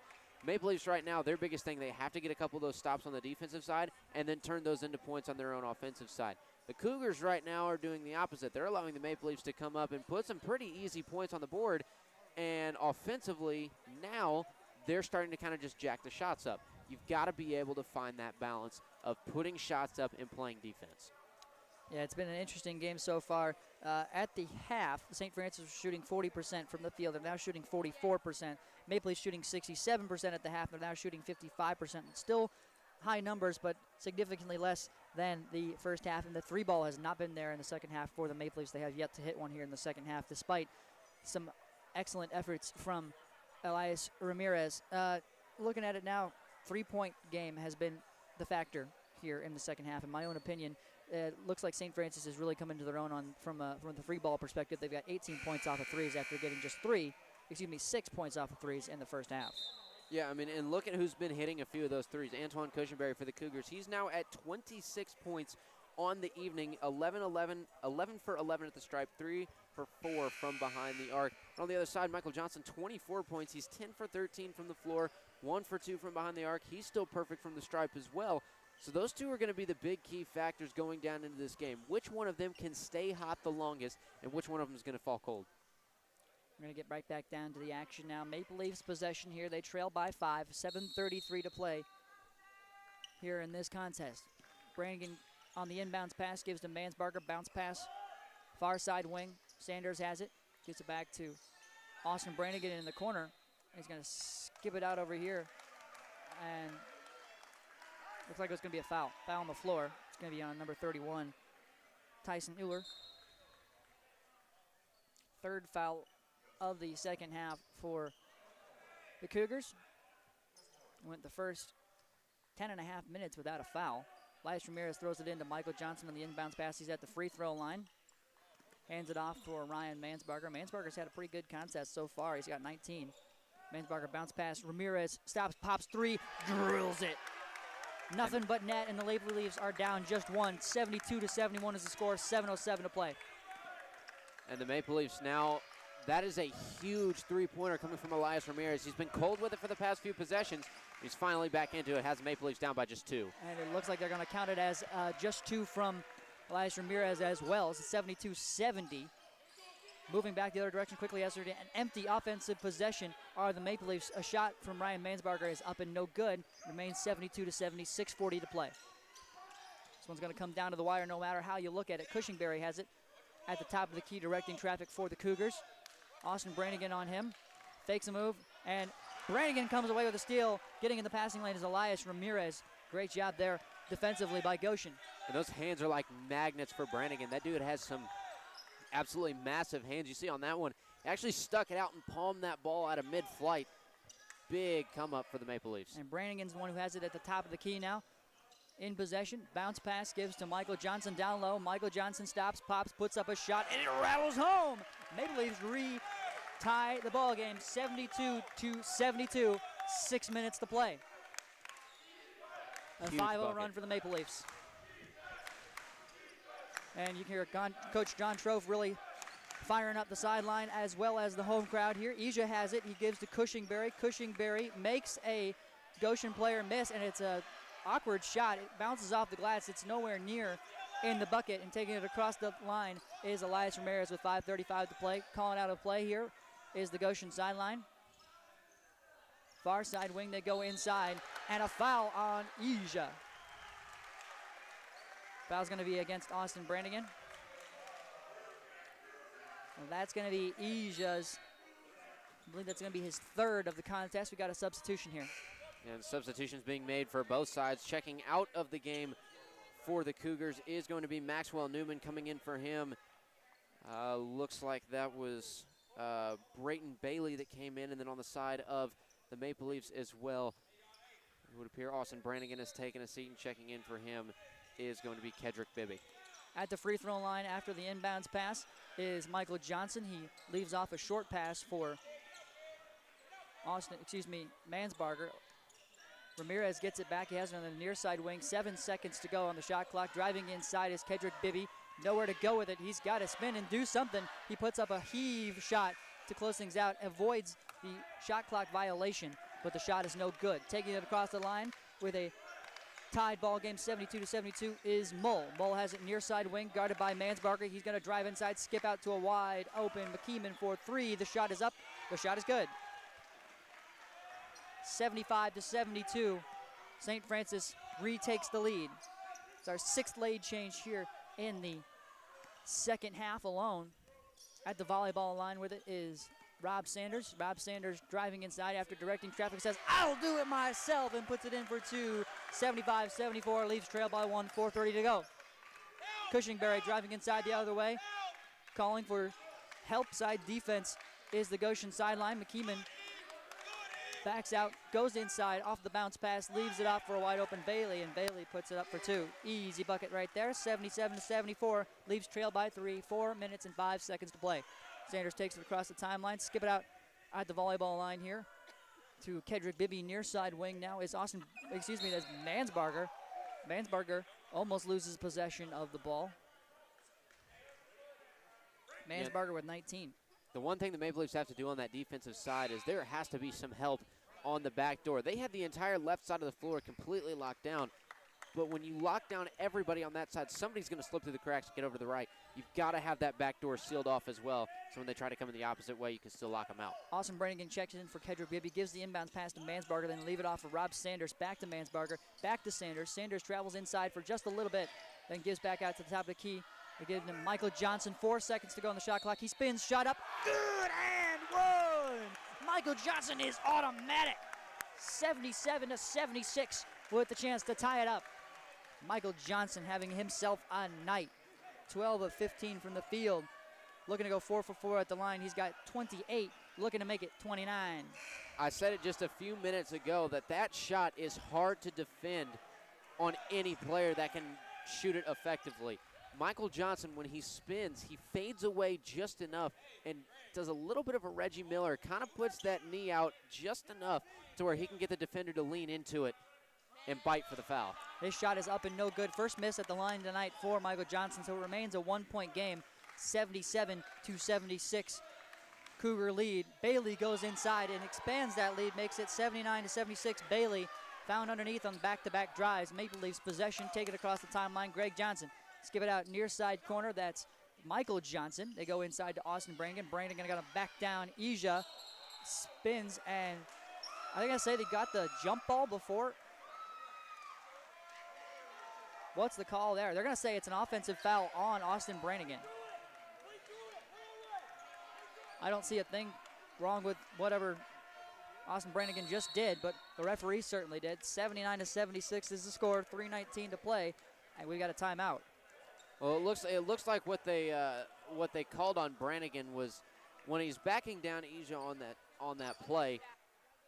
he's doing a really big shoulder dip, and he's putting it into his chest, and he's really muscling him back, which is okay.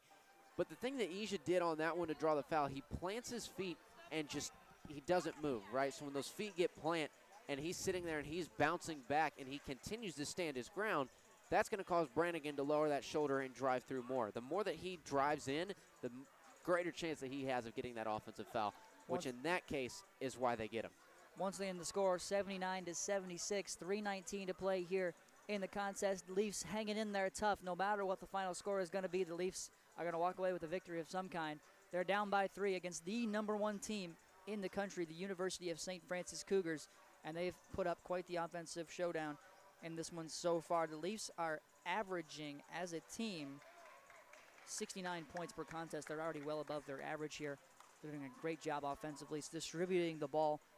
Elias Ramirez has gotten more involved here in the second half after putting up 8. He's got 5 here in the second half. Ryan Mansbarger with 19. He's 8 for 13 from the field, 3 for 6 from deep. And Michael Johnson is 1 for 2 from deep, 12 for 15 from the field, 28 points. What a night for Michael Johnson so far.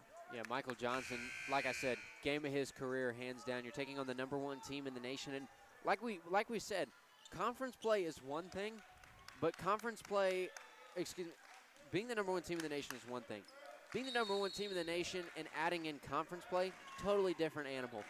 Maple Leafs will bring a little bit of pressure. Cushingberry takes the inbounds pass. They throw it right back to Mole, and then Cushingberry takes it across the timeline. Cushingberry having a night of his own. He's got 26. Then dynamite at the free throw line, 11 for 11. Once again, the score is 79-76, 3 minutes to play in this contest. Top of the key, Mole has it. Driving inside, almost loses his footing. Skips it out over here to the near side to Ija. At the volleyball line now, Cushingberry has it. Cushingberry off of a short screen, puts up a shot and puts it down from 3. No guard in that one. The score 82-76. They expand their lead back to 6. Near side wing now, Mansbarger has it. Trying to push down the defender just a little bit. Top of the key is Austin Brannigan. Brannigan bounce pass to Michael Johnson. Michael Johnson gives it back out to Brannigan, and then Brannigan gives it back. Johnson turns, spins, and for one of the first times tonight, that shot is no good. Cushingberry tries to grab it, lets it go out of bounds. 82-76, Maple Leafs keep possession, 20 on the shot clock. Greg Johnson heading to the sideline, Rob Sanders coming in for him.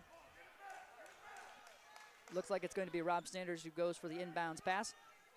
Wouldn't be surprised to see if they go to Austin Brannigan down low. I know Michael Johnson has been great from there so far in this contest, but Brannigan is no slouch. They go inside to Michael Johnson. Michael Johnson puts up a shot through contest and puts it in for 2. 82-78. Maple Leafs are still down 2 possessions in a 4-point ball game. 2:12 to play. They need a defensive stop here. Mole has it. Skips out near side wing. Cushingberry. Cushingberry driving inside on Mansbarger.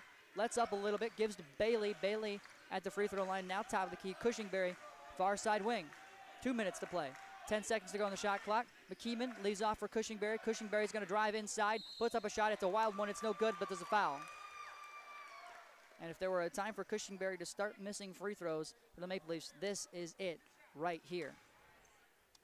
Yeah, mind you, that's a 3rd foul as well on Michael Johnson. Just a minute 53 left in the game. 4-point deficit.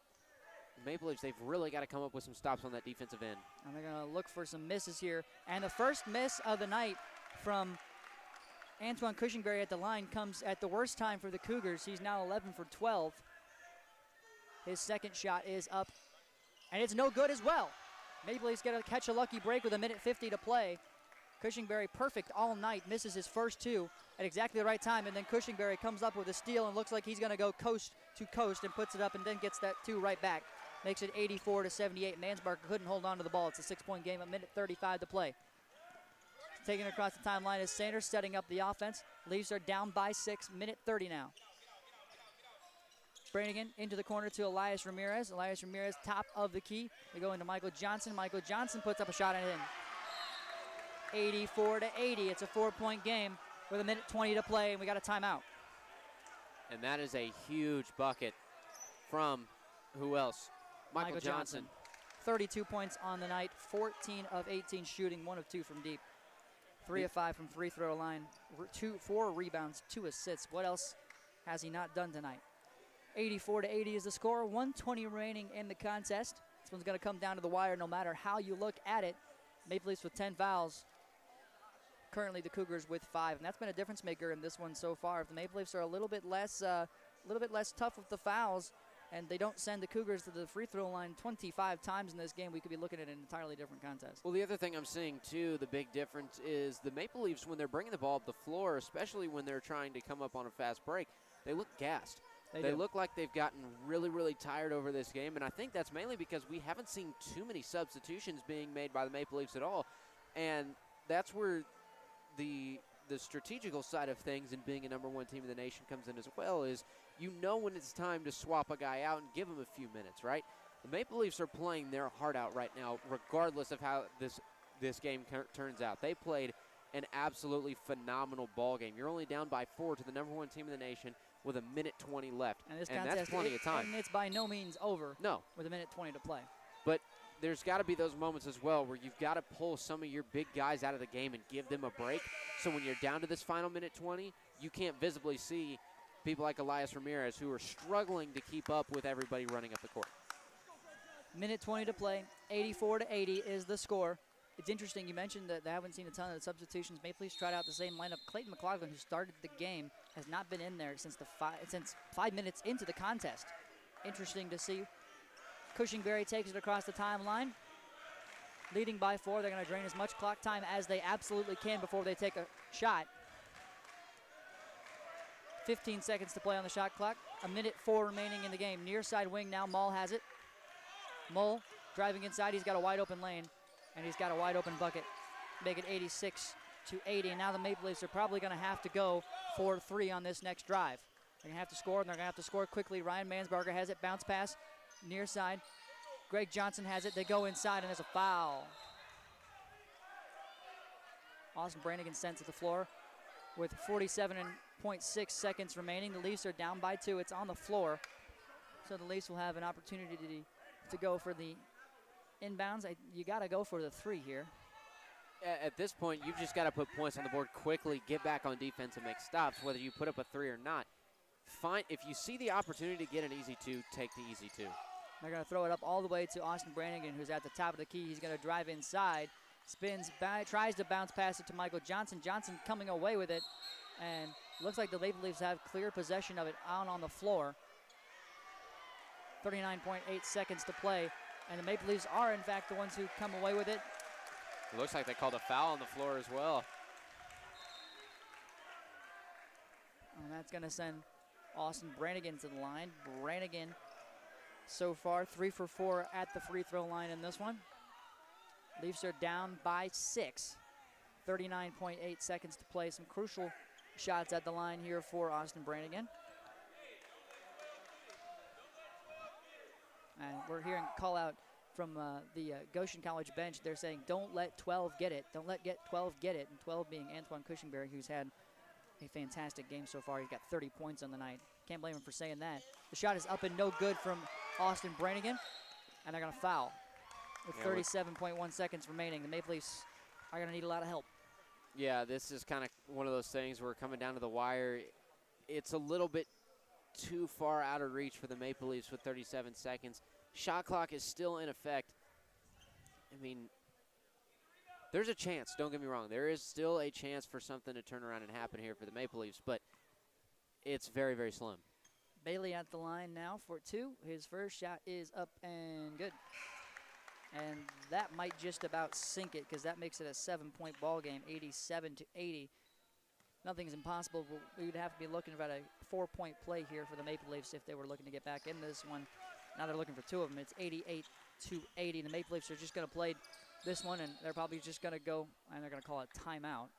Still fighting for this one with 33.6 seconds to go. So don't want to call it prematurely or anything like that, but it does look like the Maple Leafs will fall in this one. We're not going to predict any final scores or anything like that with 33.5 seconds to play, but they're down by 8, 33.5 seconds to play. 2 4-point plays isn't exactly the most realistic thing to ask for, but stranger things have happened in the game of basketball. That's true, and the one thing to take away from this game, for the Maple Leafs especially, is that you came out and you competed and really won the majority of this game. You won the majority of that game against the University of St. Francis. The only place that you really beat yourself was allowing them to get to the line and shoot 25 free throws. That's where the biggest mistake, well, now 27 free throws, but that is the biggest mistake that the Maple Leafs made in this game for the most part. Yeah, and I think not all of this has to come down on the Maple Leafs. There were a few calls that could have gone either direction that didn't go in the Maple Leafs' favor. They didn't get a lot of shots at the line, just 14. They took advantage of the ones they had. They were 10 of 14 at the line, but just not nearly as many shots or opportunities at the line for the Maple Leafs in this contest. They're still going to fight this one out and make sure that this one stays close. Rob Sanders gives in to Elias Ramirez. Ramirez hands it off to Sanders. Sanders with a ball fake. Off a brief screen from Austin Brannigan. 18 seconds to go on the shot clock, 22 on the game. Ramirez stops from 3, shot up, error ball. It's no good. 18.3 seconds to go in the contest, and Maple Leafs are still going to play this like it's a end of the game down by 1 scenario, I'm sure. They're going to come up and they're going to foul Ija. And that'll send Ija to the line with 16.3 seconds to play. The Maple Leafs here, I understand fouling, but if Ija makes these shots at the line, it makes it a double-digit game. It makes the game seem a little bit less like it was, as close as it was down the stretch. Yeah, and I mean, really that's a tough decision. Yeah, really this late in the game. I mean, I understand that you want to try and do everything that you can to come back in this one, but 18 seconds, you could have lost this game by 8 because, truth be told, University of St. Francis, they're going to walk it across the line and just hold it. Yeah. And now it's a double-digit game. And yeah, now you're losing 90 to 80, maybe more depending on if you foul after this possession or not. Of course, the Maple Leafs have the opportunity to score here before the end of the contest to make sure that it doesn't end up as a double-digit win, and that is the case. Ryan Mansbarger drops one from 3 with 5.5 seconds to play and makes it 83-90, and they're going to let this one go. 90 to 83 is the